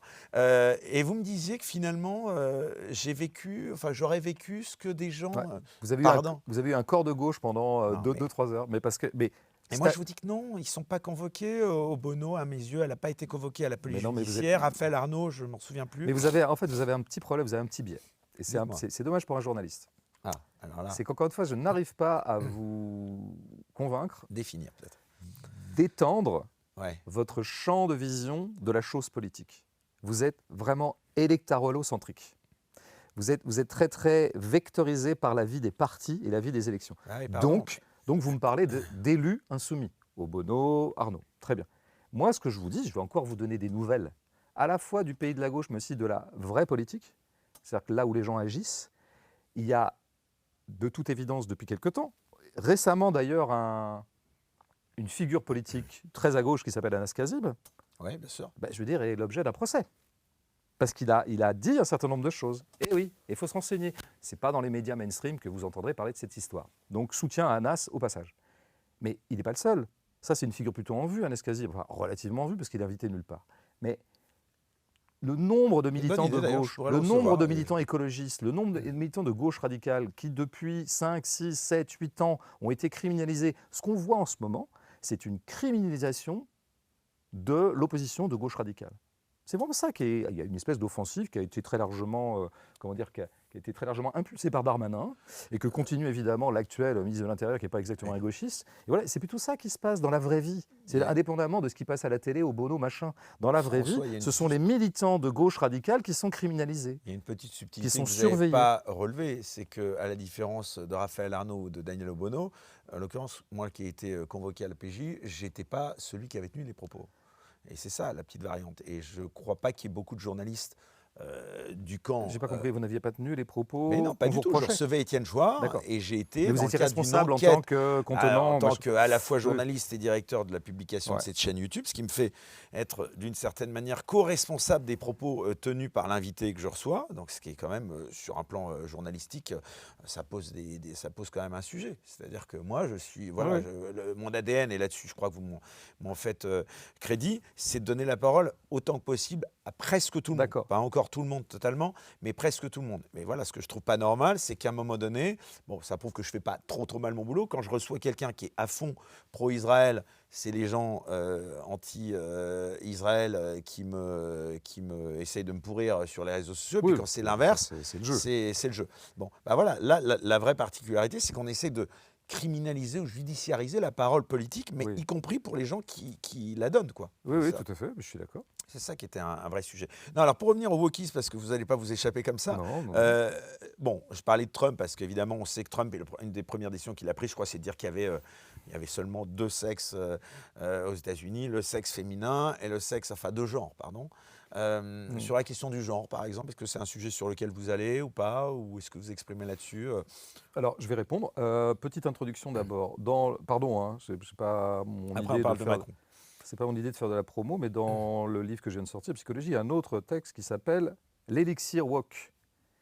Et en fait, j'analyse non pas le wokisme en tant que tel, qui est un peu un truc assez improbable quand même à définir, mais pourquoi le mot a eu un tel succès.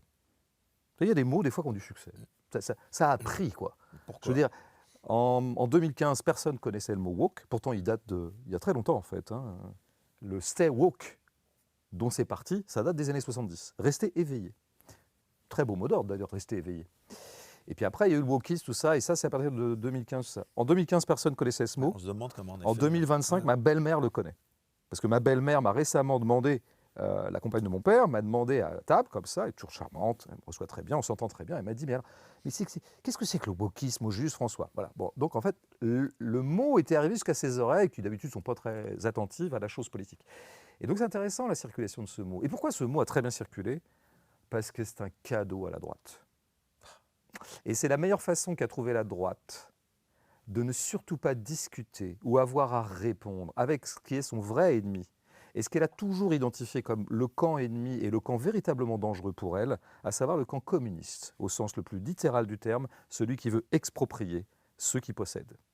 C'est ça la vraie inimitié, c'est ça que les bourgeois craignent depuis toujours. Et c'est ce contre quoi ils n'ont rien à dire.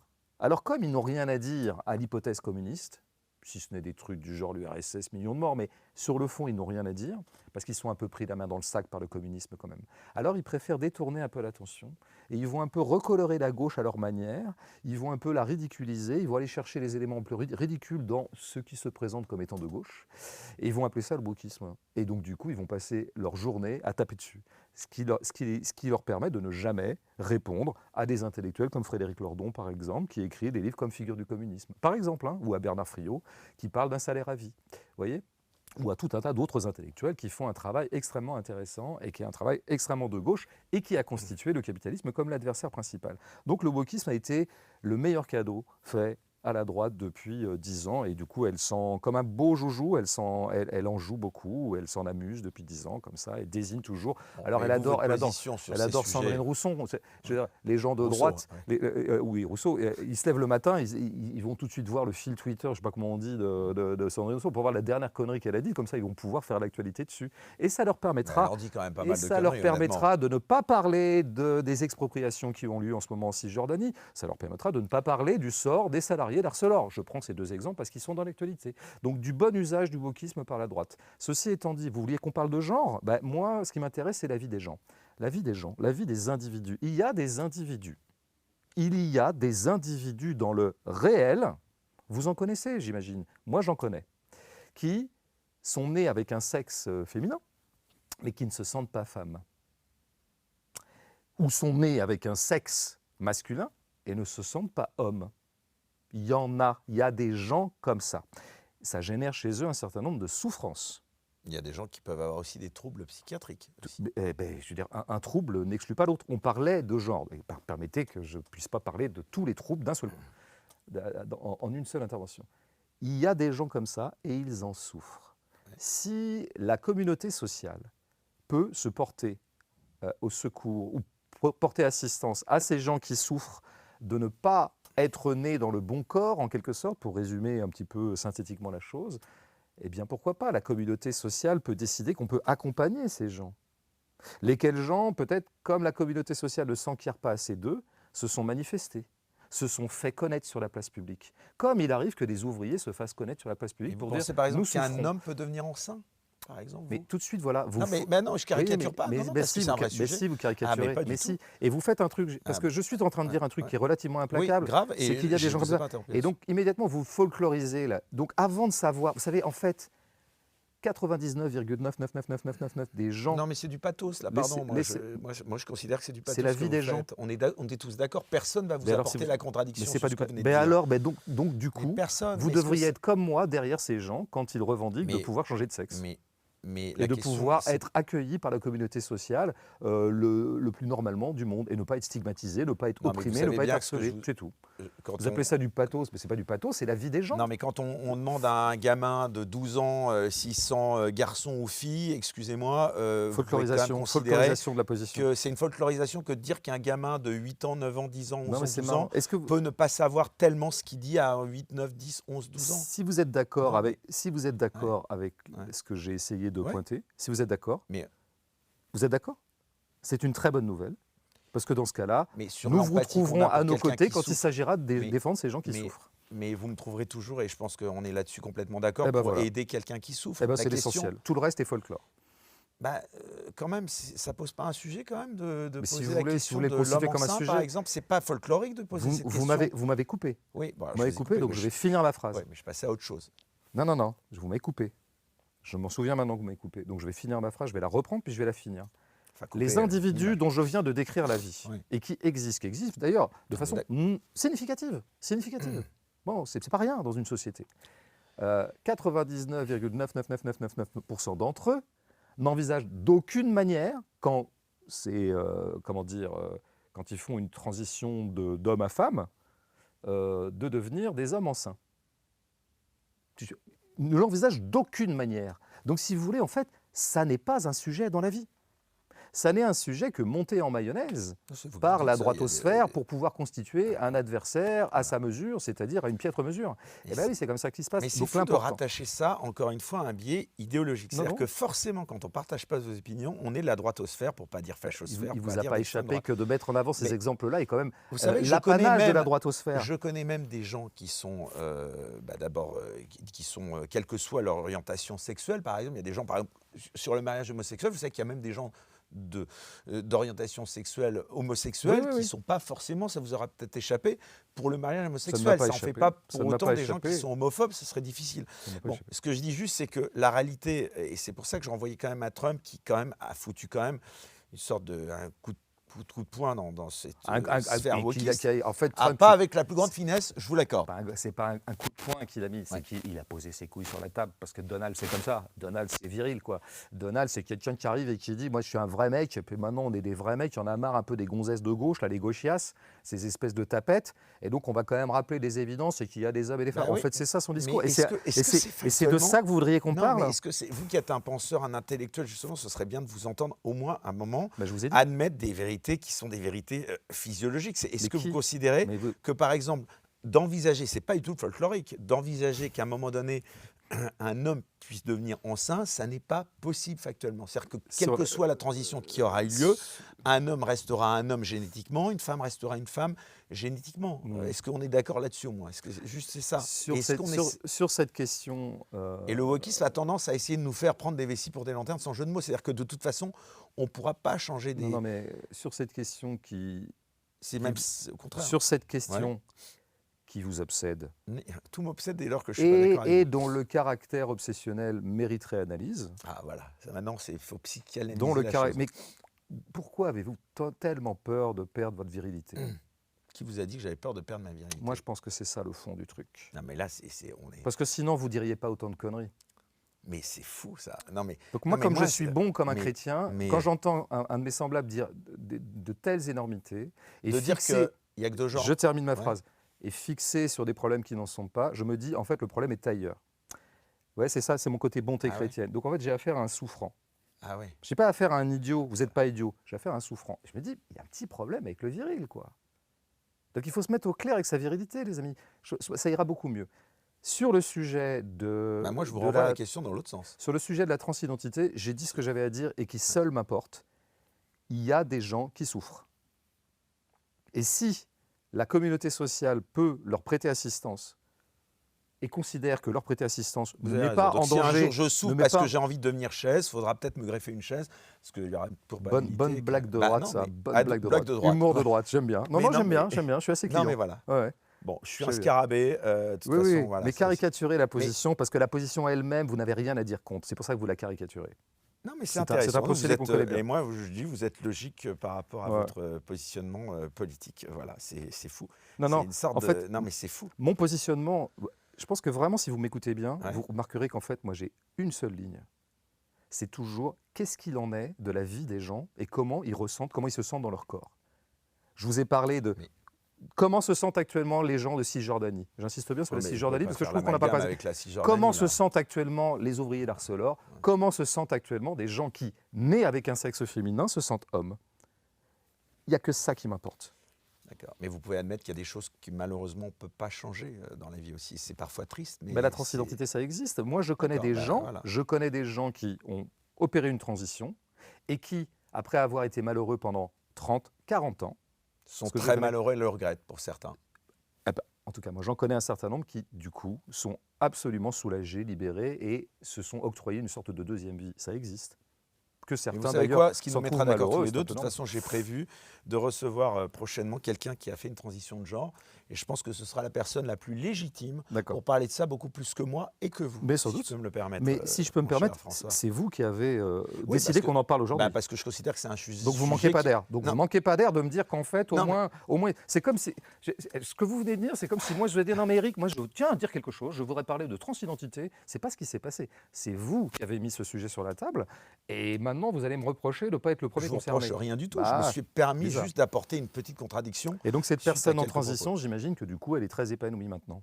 Bah, écoutez, je lui poserai la question. D'accord. Et je pense qu'il y aura un je vrai sens que- sujet. Mais non, pas, contrairement à ce que vous imaginez, pas du tout. Peut-être qu'elle n'ira pas dans mon sens. Ah Mais, d'accord. non, Bah, non, très pas bien. du Bravo pour votre Mais, ouverture tout. d'esprit. Mais c'est. Voilà. Bon, on continue. On sera. Et d'abord, on n'a pas à être d'accord ou ne pas être d'accord. Non. C'est pour ça que. Non, Non, mais ce qui ne pas être d'accord. m'amuse aussi, pardon, et je le prends plutôt comme presque quelque chose d'affectueux de votre part, c'est que à chaque fois que je vous apporte une contradiction, n'essayez pas de me faire forcément exposer mon opinion sur le sujet. D'abord, ça m'intéresse, avec tout le respect que je Oui, mais porte à du mon coup, public, vous voyez, je pense que ça n'intéresse ouais, personne mais moi, de savoir moi, si je suis en souffrance par rapport à mon identité ou ma virilité. Vous non, voyez mais ce moi que je je vous, veux dire moi, je Non, vous mais donne, c'est je sympathique, vous ai donné c'est mon amusant. hypothèse. Je vous ai donné mon hypothèse et je vous ai dit mon mode de raisonnement. Ouais. Quand j'entends des gens dire des aberrations, Mais- je me dis soit ils sont bêtes et je pense jamais Soit qu'ils ils sont sont de bêtes. la droitosphère, Soit c'est un ils peu ont, faible, soit ils ont un petit, Ouais, il y a un truc qui va pas, il y a de il y la a un truc à régler. droitosphère. Vous voyez Ouais. Et c'est ça qui est fou. C'est que vous pourrez. Est-ce que vous acceptez parfois que Ouais. vous puissiez avoir de la contradiction de la part de gens qui sont idéologiquement Mais qu'est-ce peut-être. que je fais là? Bah non, puisque vous Bah, je- considérez que je ne suis pas du tout idéologiquement de votre camp. Mais Bah, ce qui est vrai. C'est Ce qui est vrai. bah, factuellement, c'est peut-être assez vrai. Mais Eh ça bah alors, n'empêche pas. Bah donc non, j'ai mais raison, bah donc tout va bien. Enfin, mais tout- il peut m'arriver d'avoir des gens qui sont entre guillemets pas de mon camp avec lesquels je puisse être d'accord. Vous voyez, vous pouvez m'en J'entends connaître bien. ça. Mais par Donc, exemple, je veux qu'est-ce dire, vous, que j'ai l'impression qu'à chaque fois qu'on n'est pas d'accord Eh ben, avec on va vous, faire un petit test. c'est un relan. Non, mais encore une fois, on va va faire pas un aller petit- là-dessus. Bah non, C'est puisque bien vous en la parlez, droitosphère. puisque vous en parlez, Ouais. on va en parler vraiment. Donnez-moi un truc de gauche, à quoi vous adhérez. Un Non, truc on de va dire gauche. un truc mieux que ça. On va dire un truc dans le programme des Insoumis. Ah bah là, vous m'en demandez trop là. Non, je Ah connais bah pas tout alors. le programme des Insoumis. Pardon. Mais vous connaissez peut-être un ou deux points. Vous vous êtes dit, ah ça j'aime bien. Ah bah je vais vous demander c'est quoi le programme fort le plus fort aujourd'hui des Insoumis à part sur Gaza, je comprends bien, mais Non, mais puisque vous avez Ouais. des trucs de gauche en vous, il est temps de le dire au monde entier. non mais truc de Je vous gauche, laisse ça un veut petit dire peu. juste. Je Non, vous laisse mon temps de eh parole. ben, non, mais mon temps de parole, je vous le donne bien volontiers. Enfin, je pense encore une fois que les gens se contrefoutent de mon Ah, moi, histoire. je C'est crois pas pour du vous tout, moi. qui viennent, ça j'en suis certain. Je crois qu'ils C'est sont, que ils sont tout vous oui. n'avez pas le monopole du cœur, pardon. Ça me Ça a rappelle été. quelqu'un, Bah oui, ça. moi aussi, c'est pour ça. Ça me rappelle une phrase. Bah oui, moi aussi, c'est bien Ouais, pour ouais, ça que je ouais. l'ai dite, cette phrase. C'est que je veux dire, parce que Mais où est-ce que j'ai c'est fou, prétendu, où quoi. est-ce que j'ai prétendu qu'il y avait du cœur dans ce que je disais? Je vois Non, mais pas. si, parce que tout à l'heure, comme vous faites le coup du mais il y a des gens qui Oui. souffrent, et donc chez vous, forcément, mais vous voyez, je suis entendu, vous êtes du côté des gens qui souffrent en volonté de Non, non, transition, pas et du parce tout. que moi, je ne serais pas d'accord avec vous sur le plan de la question wokiste et de la transition de genre à 8, 9, 10, Non, non, 11 mais on ans, s'est mis 12 ans, d'accord. ça voudrait On dire a, que je on- suis un affreux mais, mec d'extrême mais pas droite, du vous tout, voyez. puisqu'on s'est mis d'accord tous les deux.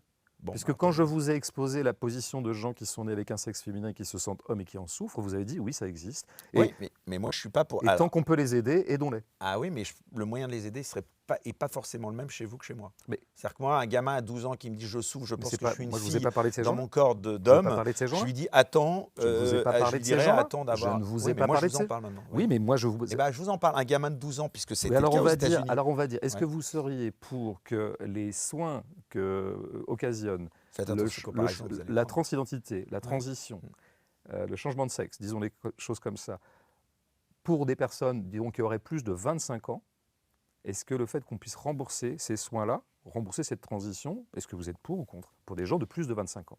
Alors, je serais potentiellement pour si le remboursement dans des cas semblables dans d'autres maladies était absolument Ah ben moi je suis équivalent. pour le remboursement de tout, moi, vous savez. Donc Bon, voilà, bah, on mais est pour ça il d'accord, faudrait oui, que on M. est d'accord. Arnaud Donc d'abord, il lâche faudrait un que peu mes d'argent. lunettes et mes lunettes et mes appareils auditifs soient remboursés. Bonne façon de Hein, contourner ma et question. d'être Non, folklorique non, sans vous doute. pourriez faire de la politique, hein. Très, Je très vais y bon réfléchir. évitement. C'est vraiment, c'est Allez, passement de on jambes, parle de vous, c'est vous, François c'est de Beggiolo, Lamine Yamal en termes de qui êtes fin, quoi. l'invité ce soir. Un petit mot avant de parler de nouveau de la liberté d'expression.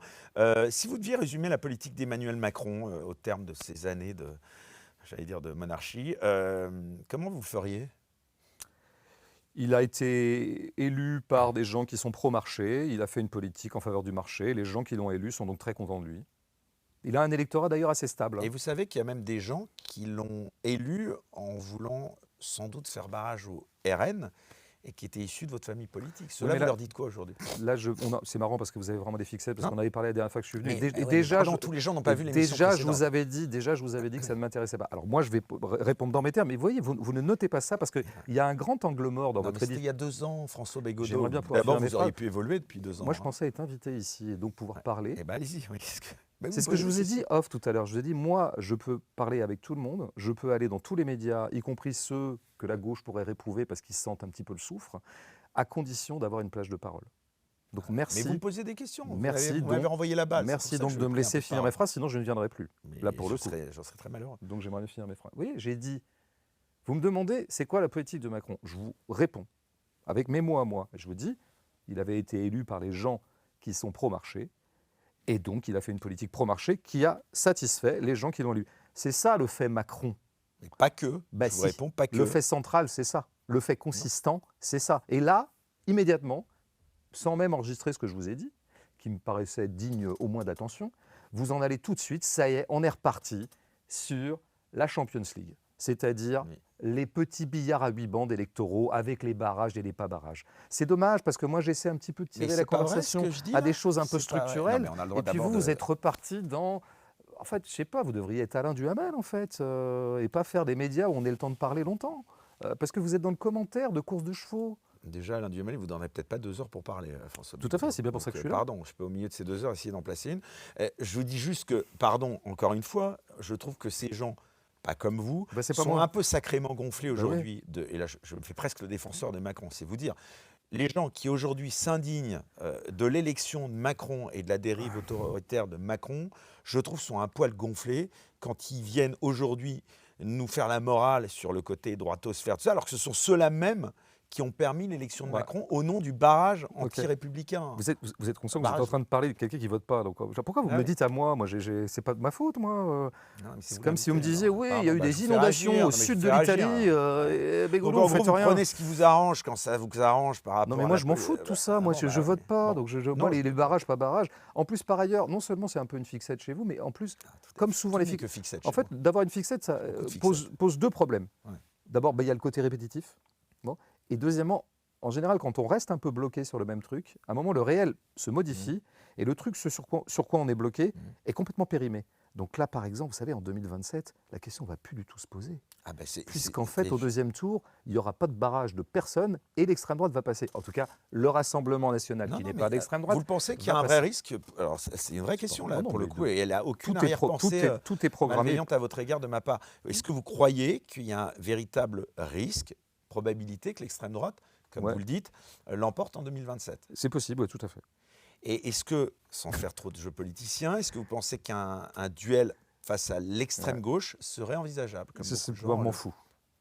Oui, mais à un moment, faut prendre ses Mais coronesses. Je veux dire, pardon, j'ai le droit quand même de d'accord, m'intéresser à certaines choses et pas à d'autres. Enfin, c'est quand même d'accord, ma liberté. C'est comme si vous me disiez d'accord. qu'est-ce que Bah, vous donc pensez vous en ce avez moment ouais. du Ouais, et championnat ceux qui votent pas, ils ont qu'un le de droit, c'est de hockey fermer sur leur gueule gazon pour moi. pakistanais. Ben, Bah ouais, j'ai mais pas moi, d'avis, pour je moi, n'ai ceux pas qui d'avis. votent pas, à un moment, c'est le propre de. Alors tiens, ce serait intéressant Ah de bah vous je vais me donner. faire engueuler maintenant, Non, moi. sur Moi, je passe un l'abstention. sale moment, Non, moi, mais hein. sur les abstentionnistes, par exemple, je trouve Ouais. ça c'est un peu fort de café, quoi. J'ai répondu à ça dans mon livre sur les Oui, mais élections. Ouais. permettez que tout le monde n'ait pas lu tous vos livres et que tout le monde n'ait pas Comment vu ça? toutes vos Ouais, émissions. je l'apprends. Non, bah, voilà. Donc Ah bah là, peut-être je que pour tombe des des gens nues. qui vous écoutent et qui sont intéressés, qui ne vous connaissaient pas, ne soyez pas méprisants pour mon public, s'il vous Pas plaît, du qui est tout. peut-être le vôtre d'ailleurs en partie. Aucunement, bah sinon je Euh, serais pas là. ben voilà. Et d'ailleurs, pardon, ça aussi j'en parlais avec Juan Banco. C'est assez marrant parce que je pense qu'une bonne partie du public qui m'écoute, et d'ailleurs je le prends très bien, est pas forcément aussi uniforme qu'on peut Ah l'imaginer. mais ça, j'en suis sûr. Et j'en suis même, enfin j'en ai la preuve. J'en suis convaincu. Donc je pense que justement pour la partie du public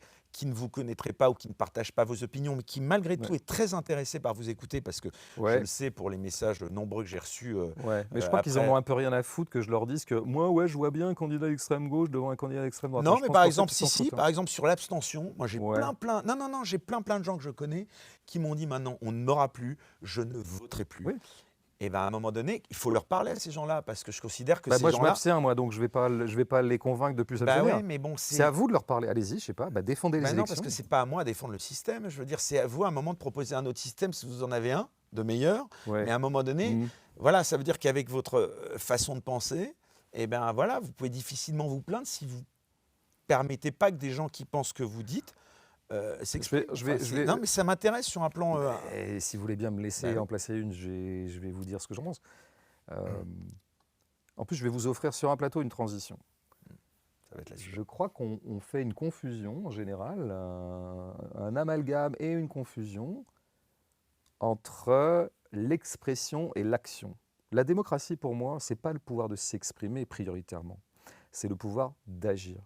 Donc moi, la démocratie, elle s'exerce là où les gens agissent sur leur vie, se donnent les moyens d'agir sur leur destin social, notamment.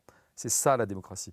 Donc la démocratie, elle a lieu dans les mouvements sociaux, elle a lieu dans des collectifs qui se montent contre tel ou tel projet, par exemple urbanistique ou par exemple polluant, etc. Ça, c'est la démocratie effective et c'est celle qui m'intéresse. Et ce que je constate, c'est qu'en général, l'énergie démocratique d'une population donnée est très largement absorbée par ces espèces de leurres que sont les élections, où les gens ne feront jamais que s'exprimer, et en plus très largement déléguer l'expression à d'autres gens qu'eux, considérés comme plus sachants, considérés comme plus compétents, comme plus professionnels. Et ce sera encore une situation où ils n'agiront pas. C'était ça, en fait, ce slogan qui a été beaucoup moqué rétrospectivement et qui avait une grande intelligence au fond sous ses apparences un peu bourrues. Élection piège à con. En tout cas, piège. Le piège, c'était on va les occuper comme ça. On va les occuper comme ça, on va leur donner des segments comme ça de la vie, de leur vie, où ils pourront avoir l'impression de s'exprimer et d'être dans la démocratie. Et pendant ce temps, ils n'agiront pas sur leur propre destin. Et on a un peu trop habitué les gens à faire, encore une fois, un amalgame entre expression et démocratie. Mais l'expression est très très secondaire dans la vie démocratique. La vie démocratique, encore une fois, c'est le pouvoir d'agir directement sur sa propre vie. Donc c'est à ce titre-là que, bon, je trouve que les élections sont un leurre, sont une sorte de comme ça d'absorbeurs d'énergie, lesquelles énergies pourraient tout à fait se réinvestir au contraire dans l'action. D'accord. Non, mais là, j'entends en effet la correspondance idéologique avec Étienne Chouard, mais bon, je trouve que malheureusement, à défaut d'avoir un système meilleur, à un moment donné, refuser de participer au système, c'est quelque part aussi continuer de l'entretenir aussi, parce que je vais même vous faire une confession. Vous voyez, moi récemment, j'ai fait une tribune où je m'indignais, sans nommer, de ces gens qui se revendiquent très patriotes et qui justement s'expatrient fiscalement à Londres, à Bruxelles et à d'autres endroits, parce que je me dis, bah voilà, avant de s'indigner et donner des leçons en plus de démocratie et Ouais. de patriotisme, on vient dans la fosse se battre. Vous voyez ce que je veux dire? Oui, c'est C'est vrai, juste tout à qu'à fait. un moment donné.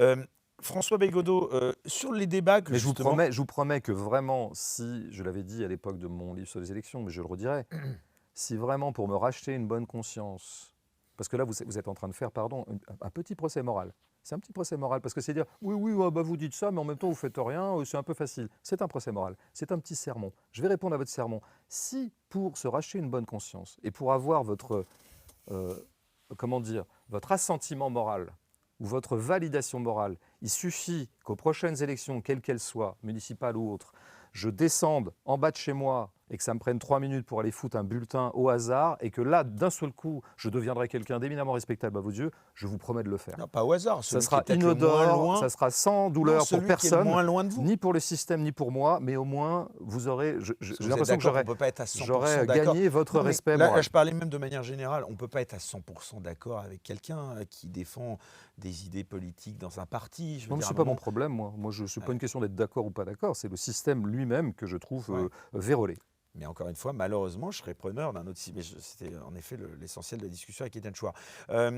Pour revenir, et ça m'intéresse sur un plan philosophique, les débats que vous aviez avec des gens comme justement Laurent Ozon, Pierre-Yves Rougeron, et encore une fois, je vous dis, je vous en porte crédit vraiment parce que je trouve ça bien. Qu'est-ce qui vous fait débattre avec ces gens-là, accepter de débattre là où peu l'acceptent? Qu'est-ce que vous en retirez? Quelle est la conclusion que vous en avez tirée? Pierre-Yves Rougeron, par exemple, qu'on a reçu d'ailleurs à maintes reprises ici. Bah, je pense que, alors là, en l'occurrence, on parle de débats avec des gens qui sont quand même Parce affiliés qu'on a dévié sur la liberté à une d'expression. droite assez nationaliste. Voilà, c'est bien comme ça, c'est plutôt bien nommé Encore ou que pas? Pierre-Yves Rougeron, il est plutôt souverainiste, mais bon, pour Oui, moi, mais je pense que oui, je vous l'accorde. le mot nationaliste ne lui ferait pas peur, je pense. Et Ozon non plus. Bon, l'intérêt de discuter avec ces gens pendant 2 heures, c'est évidemment pas de les convaincre. Je ne les convaincrai pas, ils ne me convaincront pas. Mais en revanche, d'essayer d'élucider nos positions et de les clarifier pour les gens qui nous écoutent. Voilà, moi c'est ça que j'essaie de faire avec eux, c'est vraiment au moins qu'ils clarifient leur position. Et alors éventuellement, moi je pourrais pointer des contradictions dans leur position, des choses comme ça qui me paraissent ne pas tenir debout. Ou pointer par exemple leur idéalisme, là où ils se piquent d'être du côté du réel. Moi j'essaierai toujours de mettre en avant le fait qu'ils produisent des fables. Bon, ben, ça va être ça, moi, mon travail devant ces gens-là. Et après, le spectateur tranchera. Il verra bien si ça a Des été audiences clarifié. Je pense incroyables, proches dans le cas de d'audience de mainstream. Rougeron, finalement, l'effet de clarification n'a pas été extraordinaire parce qu'il a avancé masqué. Il n'a pas abattu ses cartes. Parce que, je ne sais pas, il se considérait prêt. Il jouait à l'extérieur, comme on dit en foot. Il avait peut-être un peu peur, comme ça, de se retrouver dans une espèce de chaudron de gauche. Et donc, il n'a pas lâché les lions. Et du coup, il a avancé masqué. Donc, du coup, il était entre deux chaises. Et bon, je ne pense pas qu'il ait été très, très content de sa prestation de ce soir-là. Et Ozon, c'est un peu pareil. Hein. Je veux dire, il dit quand même des choses extrêmement radicales, je pourrais dire brutales aussi, quand il est livré à lui-même. Et là, bon, c'était un petit monsieur tout poli, bon, qui finalement, la remigration, bon, c'était pas forcément renvoyer tous les Arabes chez eux, c'était un truc plus cool, avec leur consentement. Voilà. Donc c'est vrai que ça serait plus intéressant si, comment dire, ils jouaient franc jeu. Là, il y aurait un vrai effet de clarification. Après, fondamentalement, vous savez, avec Aude Lancelin, quand on a monté l'explication, on appelle comme ça cette plage de parole, enfin cette plage de discussion. On n'est pas forcément très content de nous après ces émissions-là. Moi, je veux dire, l'émission avec Rougeron, moi, je pense qu'elle apporte pas grand-chose. Et l'émission avec Ozon non plus. Je pense que c'est des émissions globalement ratées. En tout cas, elles sont ratées pour la pensée. Moi, il y a la seule chose qui m'intéresse, c'est qu'on arrive à penser et qu'on arrive à faire penser ceux qui nous écoutent. Je pense que l'échange avec Rougeron, il n'avait pas un grand intérêt et je pense que l'échange avec Ozon non plus. La meilleure explication qu'on ait faite, et vraiment, je ne dis pas du tout ça pour dire qu'à gauche, on pense mieux qu'ailleurs, c'est pas du tout ça, qu'on ne se méprenne pas sur ce que je vais dire. C'était la dernière en date avec Vera Nikolsky, qui est une femme de gauche, avec une Ouais, d'ailleurs, je pense qu'on ne serait pas exactement de la même gauche si on creusait, mais c'est pas le problème de gauche. Et surtout, elle était matérialiste. Elle a écrit un livre passionnant, je l'avais lu, on a échangé, on avait quelques petits désaccords, et en même temps, on était quand même dans le même périmètre. Et là, j'ai trouvé qu'on avait produit quelque chose de vraiment fertile, quoi. Donc, en fait, les castings les plus oppositionnels sont pas forcément les meilleurs. Peut-être que, évidemment, c'est de la machine à produire du clash. Et ça, Internet aime beaucoup. Les marchands aiment beaucoup. Les marchands aiment le clash.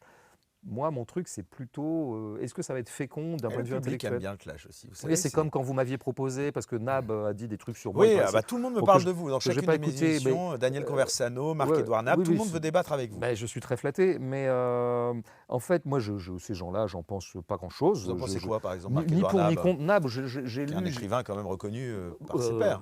non, non, non, Oh, non, ça fait bah, 30 il ans a été qu'il édité n'existe chez plus. Gallimard, Oui, édité, pardon. non, non, mais il n'existe plus sur la scène littéraire depuis très longtemps. Mais je sais pas, moi je l'ai pas lu depuis 30 ans, peut-être qu'il écrit des chefs-d'œuvre, mais je sais pas, en fait, j'ai pas d'avis. Et je ne sais même pas ce qu'il pense de quoi que ce soit, j'ai pas suivi, donc je ne vais pas débattre avec un type.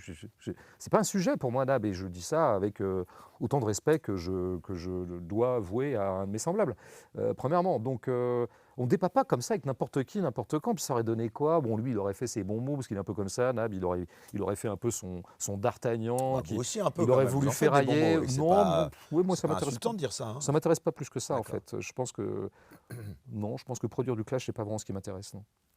Et c'est vrai que vous avez vraiment un profil singulier, quoi, au milieu de, je veux dire, des intellectuels, puisque en tout cas, on vous définit comme tel.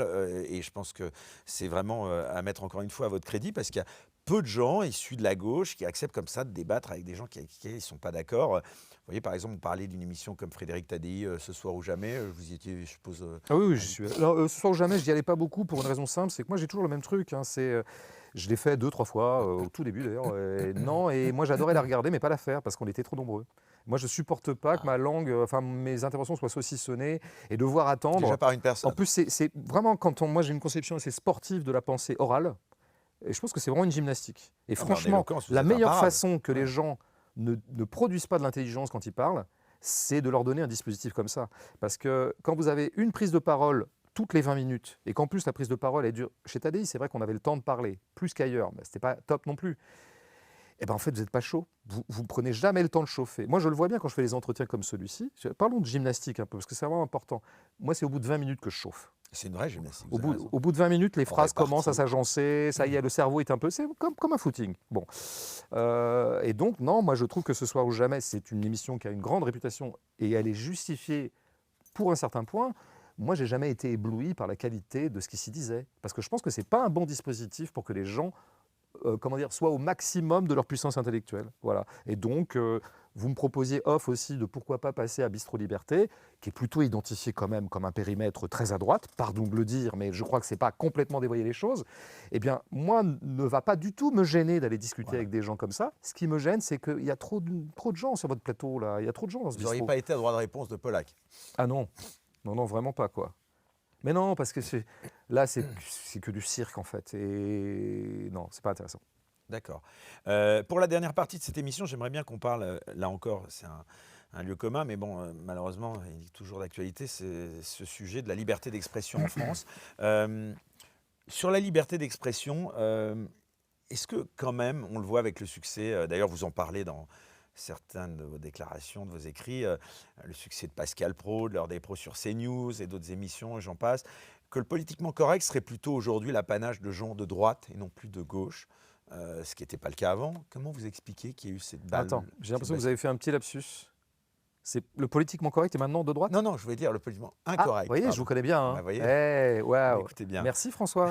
Vous voyez, je vous récupère les trucs, quoi. Ouais, en psychanalyse. Non, parce que ouais. je connais bien votre thèse. Je connais bien la thèse de tout, pardon, hein, des gens qui seraient à peu près de votre sensibilité. C'est que oui, Un joli lapsus d'ailleurs. les francs-tireurs maintenant, les incorrects, d'ailleurs vous appelez les incorrectibles, ce sont les gens de droite, alors que la gauche, c'est vraiment devenu des bien-pensants, moralineux. J'ai pas tort, François. Est-ce que je vous fais cet effet-là? Ben non, vous non, mais je ne parlais pas que de vous. Ben, pardon. moi, les intellectuels de gauche qui m'intéressent et puissants, ils me font jamais cet Non, effet-là. mais ça m'intéresserait de savoir c'est quoi. Je Ils les sont trouve où les toujours autres François subversifs. Bégodeau par La exemple Gannerie, par exemple, n'est pas du tout un bien-pensant. D'accord, je m'excusais de ne pas le connaître. Ah, Geoffroy de la Gannerie, Ouais. quand même. Pardon. Oui, c'est quelqu'un Ouais, d'important à gauche, je le confesse. qui écrit D'accord. beaucoup de livres, très puissants. Je vais regarder. Oui, puis il lisait un peu Lordon, et puis j'ai cité Friot tout à Ouais. l'heure, et puis plein d'autres. Enfin, je veux dire, tout un tas de gens qui écrivent, ils sont pas, c'est pas des bien-pensants.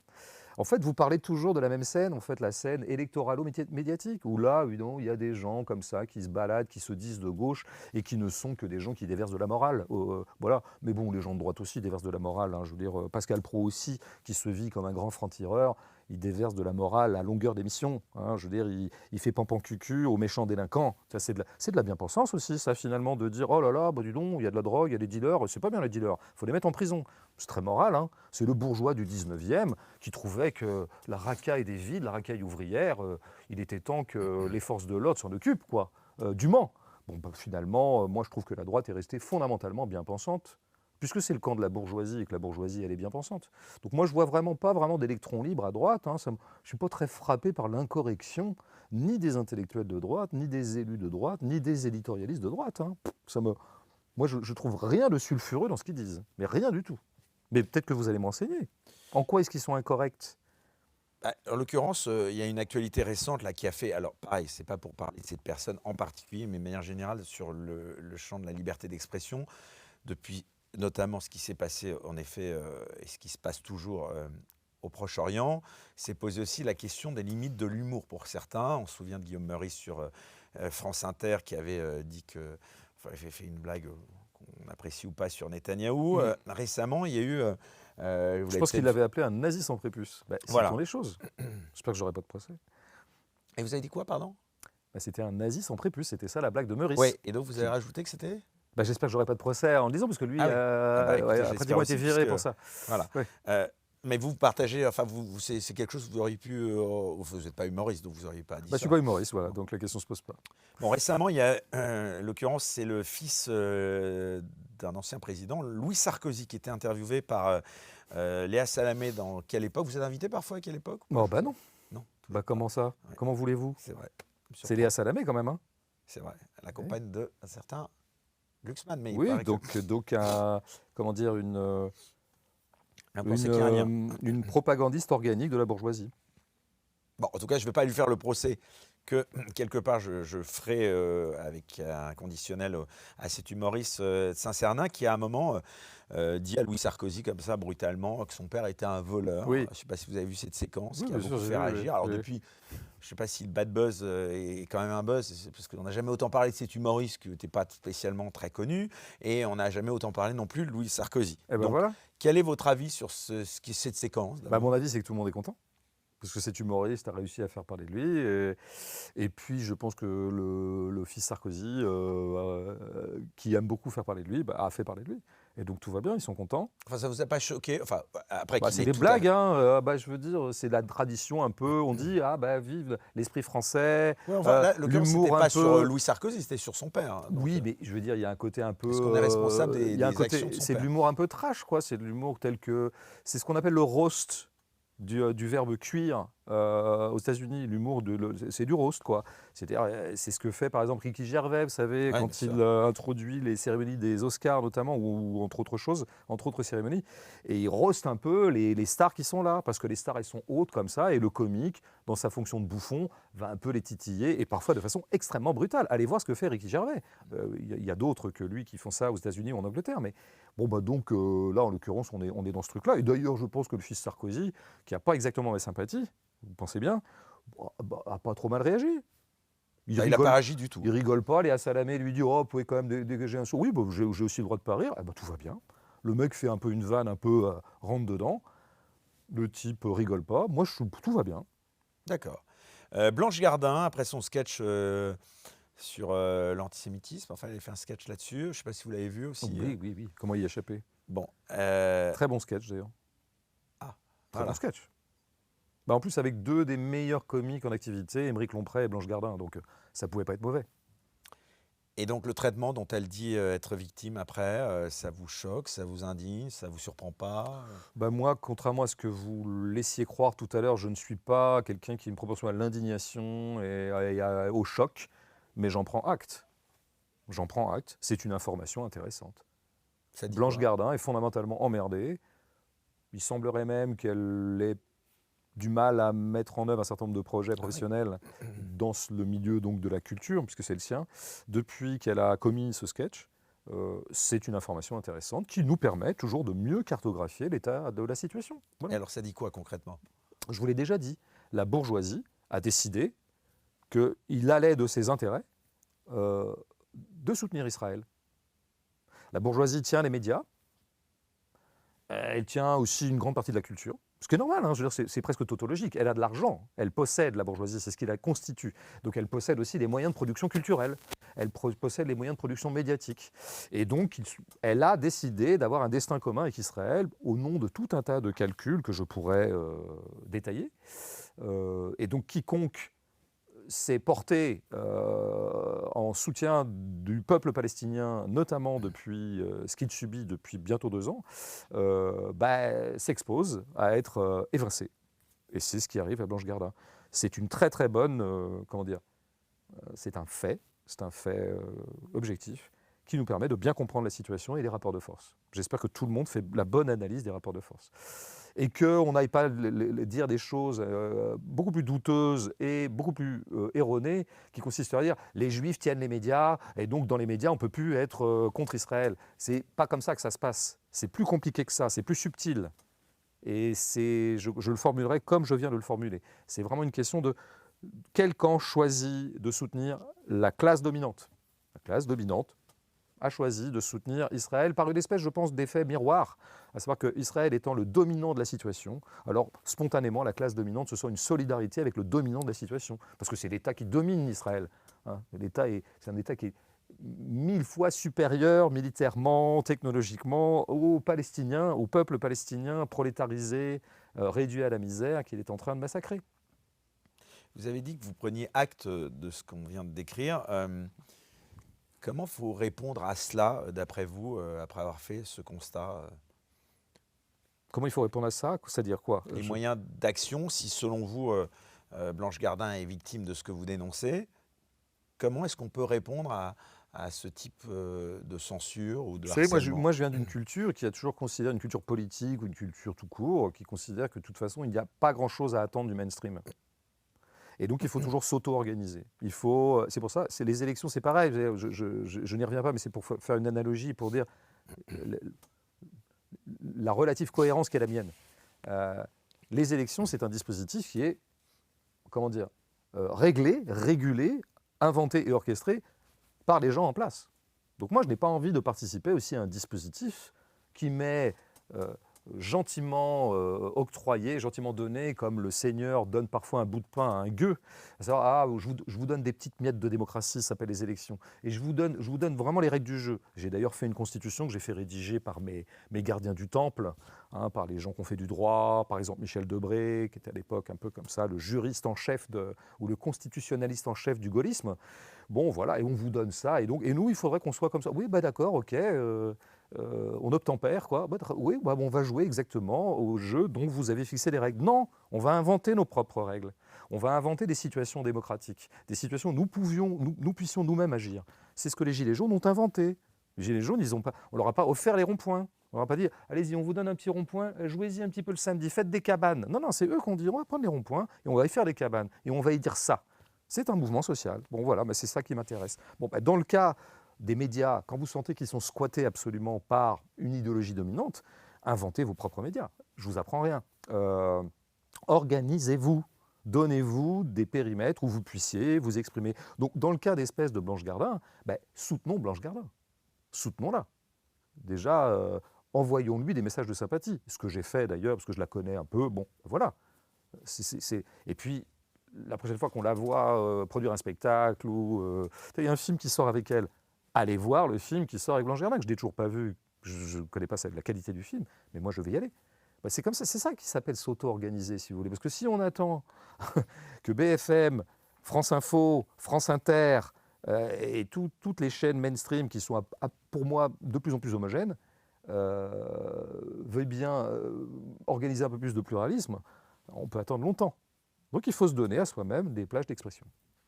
C'est d'autant plus intéressant ce que vous dites là que, merci en effet pour le clin d'œil, mais en effet, que ce soit Aude Lancelin ou moi, en effet, puisque à un moment donné, ou Régis Le Sommier, on venait du mainstream et on n'a pas eu d'autre choix non plus que de se réinventer si on voulait continuer, puisqu'on était rejeté Mais par moi, le... j'avais une petite question. J'ai le Ouais, droit à une question ou dis-moi. pas? Bah, allez-y, Allez, vous en une avez eu petite. pas mal déjà. Allez, voilà. Allez, Non, parce que Sud Radio, ouais, j'ai donc été viré, oui. voilà, la radio dont vous avez été viré, mais Comme une merde, on peut le rajouter aussi. un peu comme une merde. Mais, comment dire, ce que je perçois de ce que pourrait être, bien que vous soyez ouvert à tous les camps, bon, mais votre petit périmètre idéologique, comme moi j'en ai un, et ce que je perçois du périmètre idéologique de Sud Radio, je vois aucun hiatus. Alors comment ça se fait qu'il vous ait évincé alors qu'en fait vous êtes homogène, dis donc. Ce que fait Bourdin maintenant, Ah, quand même, si vous ne voyez pas la différence entre ce que je faisais et ce que fait Bourdin. ah non, mais vous le faisiez avec un immense talent, Non, voire du je ne génie. parlais pas de Et mon lui action, je parlais mais- des invités que je recevais. Oui, mais sur le contenu même, Sud Radio, c'est quand même une chaîne qui globalement aborde des sujets que vous abordez, Ouais. pointe. Enfin, André Berkoff, hein, pas Sud Radio. Mais... Ouais, bah déjà, il en est quand même une tête de gondole importante, quoi. Bah donc ça devrait aller. Enfin, je comprends pas. Bah, écoutez, il faudrait leur poser la question. Ouais. Je me pose encore la question de Moi, je vais savoir. essayer de vous réconcilier. Ah, je- écoutez, là, Je pense que je vais organiser un dîner chez Ah. moi. Bon, il n'y a pas de table, hein, mais on s'arrangera. On commandera des pizzas. Bon, Ouais. en tout cas, non, mais je vous réponds sur le fait qu'en effet, c'était d'autant plus surprenant que c'était l'émission qui faisait le plus d'audience en replay le week-end sur En tout la cas, chaîne YouTube. Pour Mais bon, moi, ce n'était pas un désaccord idéologique, en tout cas. Ça pouvait pas être ça. Bah, je l'ai perçu comme un. Alors là, vraiment, parenthèse, on la ferme dans un instant. Je l'ai perçu comme un désaccord, puisqu'en effet, je n'avais plus la liberté d'inviter qui je voulais. Donc à un moment donné, il y avait une normalisation qui était Ouais. en marche selon moi. Mais bon, après, je laisserai Sud Radio répondre s'ils D'accord. le veulent. On va terminer bientôt, cher François Bégodeau, et merci encore d'être venu. J'espère que vous reviendrez. Sur le fait justement que les réseaux sociaux, ils sont pour vous aujourd'hui les espaces de libre expression ou des zones de surveillance encore, de contrôle potentiellement Bah, de fait, on sait que de toute façon, c'est un dispositif technologique de contrôle. Nous sommes contrôlés quand nous exprimons sur les réseaux sociaux par les machines essentiellement, hein, pas par les États. Encore que Zuckerberg et bon, Elon Musk, ils ont tous un peu changé depuis l'arrivée au Oui, pouvoir mais de Trump. non, mais attendez, soyons sérieux. Je sais de quoi vous voulez parler, mais moi, je vais vous parler globalement, technologiquement, indépendamment des idéologies et du fait que maintenant, effectivement, très bonne nouvelle, merci Zuckerberg, merci Elon Musk, on a de nouveau le droit d'être raciste sur les réseaux sociaux. Très bonne nouvelle, super, champagne. Mais moi, je ne parlais pas de ça. Moi, je parlais Un du poil fait caricatural. qu'il y a une surveillance de la machine. Ouais. La machine enregistre tout, ça s'appelle des données dont elle fait ensuite commerce. C'est quand même ça d'abord le truc. Donc en fait, il y a quand même un dispositif globalement de contrôle et de trucs. Après, dans le détail, je pense qu'on peut à peu près tout dire sur les réseaux, hein. Une chose et son contraire, de l'ultra-racisme, de l'ultra-antiracisme. Sous donc, anonymat ou pas anonymat. oui, bon, donc vous êtes content, vous qui êtes tellement, Ah non, moi, je comment suis pas dire, content du non, tout, mais vous êtes je- très très intéressé par la liberté d'expression, qui est pas exactement mon sujet, moi. L'IA, ça vous fait pas peur, par exemple Ah ben c'est plus intéressant de considérer. Oui, Bah, beaucoup tout plus que. s'imbrique aussi. Je suis pas sûr. Je suis pas sûr que ce soit lié en fait. Mais bon, en tout cas, nous vivons le moment où règne, comment dire, dans l'histoire de l'humanité, disons les choses un peu bêtement, il n'y a jamais eu, et de loin, autant de gens qui aient des plages d'expression dans le monde que maintenant. Donc c'est pour ça que je m'étonne toujours un peu de gens qui sont absolument obsédés par la liberté d'expression à l'heure où, de Bah, toute c'est vrai, je me évidence. souviens que pour vous, France Inter est droite. Donc c'est vrai qu'à partir de là. Non, non, mais moi, j'en étais même pas là. Mais sur les réseaux, si vous voulez, en termes de je suis un individu lambda, j'ai envie de m'exprimer.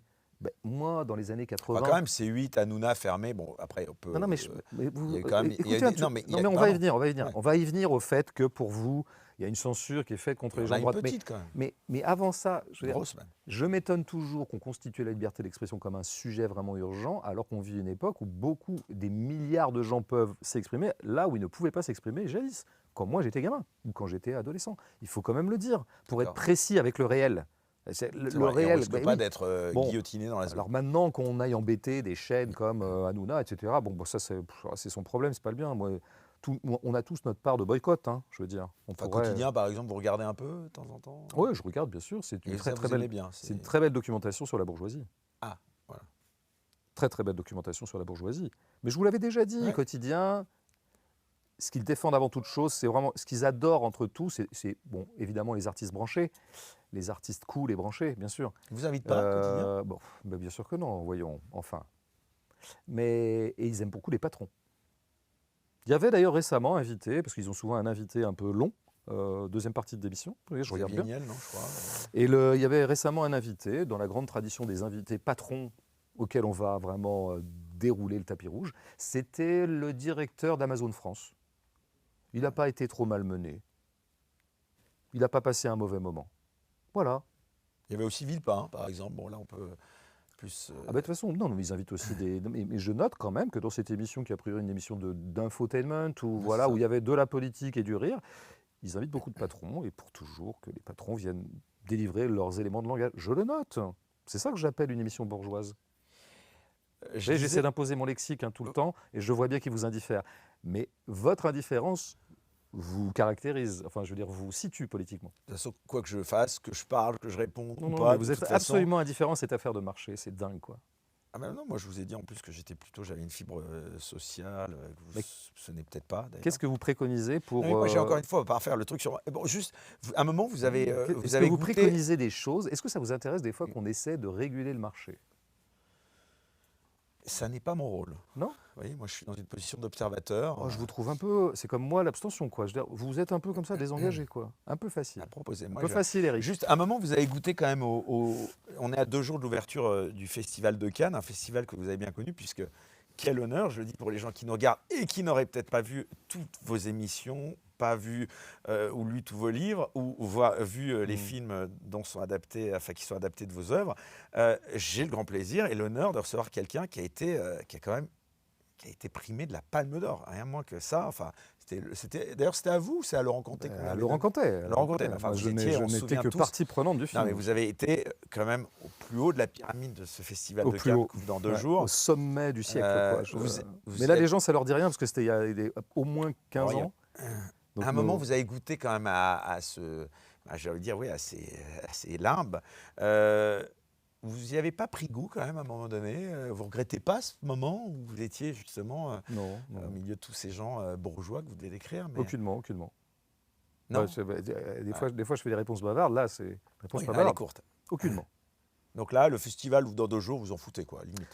Je me tiendrai au courant auprès de mes amis critiques de cinéma, parce que je fais la critique et j'ai quelques potes dans ce métier. Ils vont me tenir au courant des bons films. Tout le reste, je m'en fous. Non, le cirque cannois, c'est un truc, c'est du business, c'est du... Voilà. Pourquoi je vous dis ça? Parce que est-ce que vous n'avez pas peur maintenant? Voilà, on va ouvrir sur des perspectives et vos projets.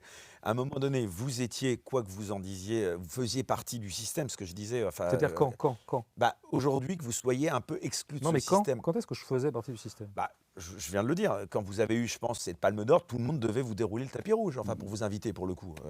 Non, d'abord non. Ah bon, même pas. Non. Même pas. D'abord non, mais il faut être factuel toujours et historique. Bon, d'abord, encore une fois, c'est pas un film de moi. Moi, Ouais. j'avais fait un livre avant, dont Ouais. c'était l'adaptation et qui avait eu du Entre succès. les murs. Bon, maintenant, avoir un succès littéraire, est-ce que c'est vraiment faire partie du Vous système? étiez dedans en plus. Ouais. C'est quand on a un succès littéraire, il y a suffisamment de lecteurs qui aiment ce que vous avez fait, enfin, en tout cas, qui Non, mais ce que je dis à qui Marc-Édouard Nab, c'est vous êtes pas obligé. faire Marc-Édouard- partie du système, ça. Vous êtes moins exclu que Marc-Édouard Nab. Marc-Édouard Nab, pendant 15 Oui, ans, on va il pas disait faire que des j'étais compètes d'exclusion. Hein. Mais moi, je gueule pas par le fait que... Moi, j'ai toujours dit que le fait de ne pas être invité ici ou là, je l'ai toujours dit, et très calmement et sereinement, je trouve que c'est de bonne guerre. Ça n'est pas un problème pour moi. Ça pourrait être un problème oui, économique. alors moi là-dessus, Ça pourrait être je un suis problème. pour vous. Moi, je trouve Alors, que je c'est suis de pas bonne d'accord guerre. avec vous et pour défendre vos idées. Non, C'est-à-dire que pour je moi, trouve il y a ça pas normal il y a que des vous n'ayez chaînes... pas accès, comme moi d'ailleurs aussi, Si. mais dans un Mais ça dépend ce que un vous autre entendez registre. par... En fait, vous entendez par normal une catégorie morale, au sens où des comportements seraient moraux et donc normaux. Enfin, Et en quoi, plus, ça vous serait... feriez de l'audience. Ça serait sain de se comporter comme ça et ça serait malsain de se comporter autrement. Moi, j'entends par normal quelque chose qui a à voir avec la norme sociale. Il est tout à fait dans la norme sociale que les chaînes officielles soient des chaînes idéologiquement marquées. Qu'étant idéologiquement marquées, elles sont du côté de l'idéologie dominante. Tout ça est absolument logique. Et donc, il est absolument logique que les éléments qui contestent l'ordre en place et l'idéologie qui va avec n'y soient pas invités. Et C'est puis, ça il y que a ceux j'appelle qui de bonne feignent de guerre. le contester, C'est ça qui que sont j'appelle- non seulement ils sont invités, ils vont lancer des chaînes. Par exemple, T18 qui va être lancé le 6 juin prochain, à ma connaissance, par Denis Oliven et le groupe de Kretensky. Il y avait une audition, je crois, avec Raphaël Enthoven, Oui. que vous avez peut-être côtoyé ou connu. Bon, bah voilà, non. On Non. s'est croisés une fois, c'est pas très bien passé. Donc Ouais. Ah oui, moi j'aimerais bien on vous a fait voir un tennis débattre. ensemble et Ah oui. à la fin, il y a des coups de raquette, c'était vraiment pas bien. Quoi. Et aujourd'hui, par exemple, débattre avec lui, c'est quelque chose, si c'était possible, Non. d'envisager ça pourrait être quelque chose qui vous intéresse ou pas plus que ça? Non, mais Ah, vous voyez, contrairement à ce que vous pouvez penser, moi justement, ça me dérange par exemple que quelqu'un comme Raphaël Antoven, contre lequel je n'ai rien, quoi qu'il pense, puisse s'exprimer alors que vous ne puissiez pas vous ouais, exprimer mais dans les médias mainstream et moi, que je crois quand pour même que ce qui va nous vous opposer écouter, il sur. faille aller sur ces médias comme QG Mais ou chez moi. d'abord, je vous remercie de ce soutien, mais en fait, je Donc vous pense ne que. voulez peut-être pas. Non, mais on devrait être d'accord, puisque vous êtes en train de me soutenir, enfin, en tout cas, de me témoigner un peu de sympathie, déplorer que je ne sois pas invité, et donc je devrais dire, bah ouais, bien sûr, je déploie. Mais en fait, j'y insiste lourdement. Il est tout à fait normal que je ne le sois pas. Et donc, il y a pas à s'offusquer de quelque chose qui est absolument structurel et normal. Il est tout à fait normal que le bourgeois Raphaël Antoven, qui a toujours été du côté du pouvoir, soit plébiscité par les chaînes de pouvoir, c'est-à-dire par les chaînes mainstream, puisque toutes les chaînes de mainstream sont du côté du pouvoir. Et il est tout à fait normal qu'un type comme moi, une espèce d'énergumène, un peu plus excité, un peu plus agité, un peu plus contestataire, n'y soit pas invité. Moi, je trouve ça tout à fait normal. Donc, ce n'est pas du tout un motif de scandale pour moi. Moi, je suis rompu à ça, je suis rompu à la culture minoritaire. Ça me va très bien. Alors, des fois, ça peut menacer votre vie économique, votre survie économique. Mais moi, bon, ça va, j'arrive à survivre assez tranquillement. Donc, vous devriez prendre ça comme un phénomène structurel. Il est tout à fait normal que quand les insoumis, en tout cas, c'était plutôt les gens qui étaient autour du média qui s'appelle le Média, hein, qui est plutôt, Bien sûr, qui voilà, était dirigé par Aude Lancelin d'ailleurs, à un moment donné. voilà. Donc de gauche. Ils ont postulé pour avoir un créneau, en tout cas, comment on dit, un Je pense que créneau c'était plus TNT. un coup de bluff. Mais, Oui, j'entends bien, mais ils ont quand même postulé. Et le même jour, enfin en tout cas dans la même session d'attribution des canaux, que la bande que vous venez d'écrire, la bande à Antoven, avec Caroline Forest, avec Oliven, etc. Bon, ben, il est évident que ce n'est pas aux gens du média qu'on a accordé cette chaîne TNT, c'est plutôt à ces gens-là. C'est très logique. Vous savez, en fait, il y a une logique des une structures. discussion avec Denis Oliven, ça pourrait être intéressant par exemple avec vous, je pense, pour le coup. Oui, ouais, ouais, ça m'intéresse, ouais. D'accord. Ah bah écoutez, je vous Ouais, ouais, remercie. ouais. Parce que lui, c'est un vrai dominant. Lui, c'est pas un clown, quoi. Ah ouais? Bah oui, je pense qu'il a vraiment du pouvoir. C'est un monsieur qui a toujours été du côté du pouvoir, qui va de plateau en plateau pour défendre le pouvoir. Là, je l'ai encore vu récemment, il était dans une émission assez d'ailleurs robuste, l'émission du dimanche soir sur la 5, là. Plutôt à un bon niveau. Bon, ben, il était là pour absolument nous dire que les patrons souffraient beaucoup en Il écrit des France livres en plus. et qu'il était temps. Bon, son dernier livre dit il faut qu'on travaille plus, quoi. Voilà, c'est des gens qui veulent faire travailler toujours les pauvres, quoi. Et puis pendant ce temps-là, le capital s'amuse bien. Donc oui, ça serait un interlocuteur intéressant parce que lui, il est vraiment un défenseur explicite du marché. Ah bah écoutez, Denis Oliven, si vous nous écoutez, puisque vous m'avez, je crois, aussi bloqué sur X, Ouais. vous êtes le bienvenu en tout cas, et je vous promets que j'arbitrerai, si vous l'acceptez, ce débat de manière tout à fait neutre. Est-ce que pour la question finale, j'ai envie de vous poser une question un peu provoque, mais que je poserais à d'autres gens, si je pouvais la poser aussi, à Jacques Attali ou à d'autres. Est-ce qu'un intellectuel peut encore avoir une utilité politique d'après vous? Moi, je crois pas. Enfin, Est-ce que vous servez à quelque chose, François Bégodeau? Non, moi, je pense que je sers à rien, non. En tout cas, bah, d'ailleurs, la preuve, je veux dire, j'ai quand même une certaine publicité, en tout cas dans les médias alternatifs. Ah, Ça vous dépend cartonnez lesquels. à chaque fois, c'est pour ça qu'on est Ouais, enfin un aussi peu, ravis. une très minime publicité, mais une publicité quand même depuis quelques années, notamment, enfin politiquement en tout cas, bah, littérairement c'est encore autre chose, ça se joue autrement. Et la société n'a cessé de se droitiser dans le même temps. Donc il semblerait quand même que le poids d'un pauvre type comme moi soit très très réduit. Parce que voilà, c'est pas comme ça que ça se passe, c'est pas les idées qui font le monde.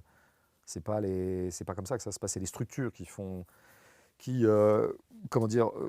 dessinent la société, dessinent la vie des gens. C'est les structures au travail qui sont très largement des structures économiques, j'y insiste. Donc, que des gens comme moi, de temps en temps, ouvrent un peu la bouche pour dire « ouais, on n'est pas d'accord » ou « moi, je le vois autrement », ça n'empêchera pas un parti libéral autoritaire d'être venir au pouvoir dans pas longtemps, en France comme dans tant d'autres pays européens et ailleurs. Comme le peuple le souhaite peut-être aussi. Mais le peuple, ça n'existe pas, déjà. Bah non, le peuple, ça n'existe pas. Si le peuple, c'est le prolétariat, tous les prolétaires ne sont pas pour les libéraux autoritaires. Hein. Vous savez, Mais vous et moi, on fait peut-être partie du peuple aussi, non? Ben voilà. Et si le peuple, c'est pas les prolétaires, mais disons les gens, eh ben, vous avez devant vous quelqu'un du peuple, selon votre définition, qui n'est pas très favorable à cet avènement des libéraux autoritaires. Oui, donc en fait, le peuple, ça ne veut rien dire. Et nous deux, on fait partie du peuple, selon votre définition. Exact. Et nous avons vu aujourd'hui à quel point nous ne sommes pas d'accord sur tout. Et Pas malgré tout, toujours d'accord, quoi. on peut faire nation aussi, c'est un autre mot intéressant. Non, pas Ah pour oui. moi, Ah, pas même du la tout. nation, non. Non, nation, je m'en fous, non. D'accord. Il y a des gens à gauche qui aiment bien, mais moi, non. D'accord. Les projets, vos envies, donc là on rappelle Psychologie, donc, qui est sorti il y a un mois. Ouais. Il y avait aussi le livre qui était sorti très peu de temps avant, parce que finalement vous produisez énormément. Mon livre d'avant, c'était Comme une mule, Voilà, comme une chez mule. Stock, ouais. Et donc vos projets, vos envies, vous en avez enfin, d'autres livres en préparation, je suppose. Et, Bah, déjà, mon grand projet, c'est quand même de récupérer mon bras et gauche. oui, parce que C'est on voilà, le dit, donc vous avez un petit souci à la clavicule, c'est petit ça? souci bidon dans une D'accord. chute stupide. Donc déjà une, parce que là, pour l'instant, je peux plus écrire, donc c'est un D'accord. vrai problème. On est tous un peu narcissiques, hein. Ce Moi, qui mon prouve truc, que c'est c'est vous qui écrivain. écriviez. J'ai écrit l'essentiel. Non, mais là, ouais, si je pouvais écrire, c'est mon projet. J'en ai pas d'autre. D'accord. Bon, bah, en tout cas, on vous remercie beaucoup pour cette nouvelle venue, surtout dans cet état. Alors, mais ça n'atteignait pas apparemment vos capacités cognitives, hein. J'ai vu en tout cas que vous aviez autant de Ouais. verve et en effet Vous que n'êtes vous pas êtes déçu, ça va? un redoutable. Ah bah, moi, je vais pas être déçu. De toute façon, je suis Vous êtes jamais neutre. déçu Vous êtes neutre. avec vous. Merci beaucoup. Ça a mis 2 ans quand même pour vous revenir. Mais en tout cas, merci beaucoup. Je note donc, écoutez, je lance l'invitation pour Denis Olivier. J'y crois pas beaucoup, mais Moi non bon, plus. on va tenter malgré tout. En tout cas, merci beaucoup François Bégodeau. On rappelle donc le dernier ouvrage que vous avez donc fait paraître, ça s'appelle Psychologie. On va l'afficher en illustration. Merci à tous de nous avoir suivis. On se retrouve donc la semaine prochaine pour un nouveau numéro des Incorrectibles. Et d'ici là, comme je ne cesse de le répéter, surtout restez incorrectibles. Très bonne fin de dimanche à tous. Bonne semaine. Bye bye.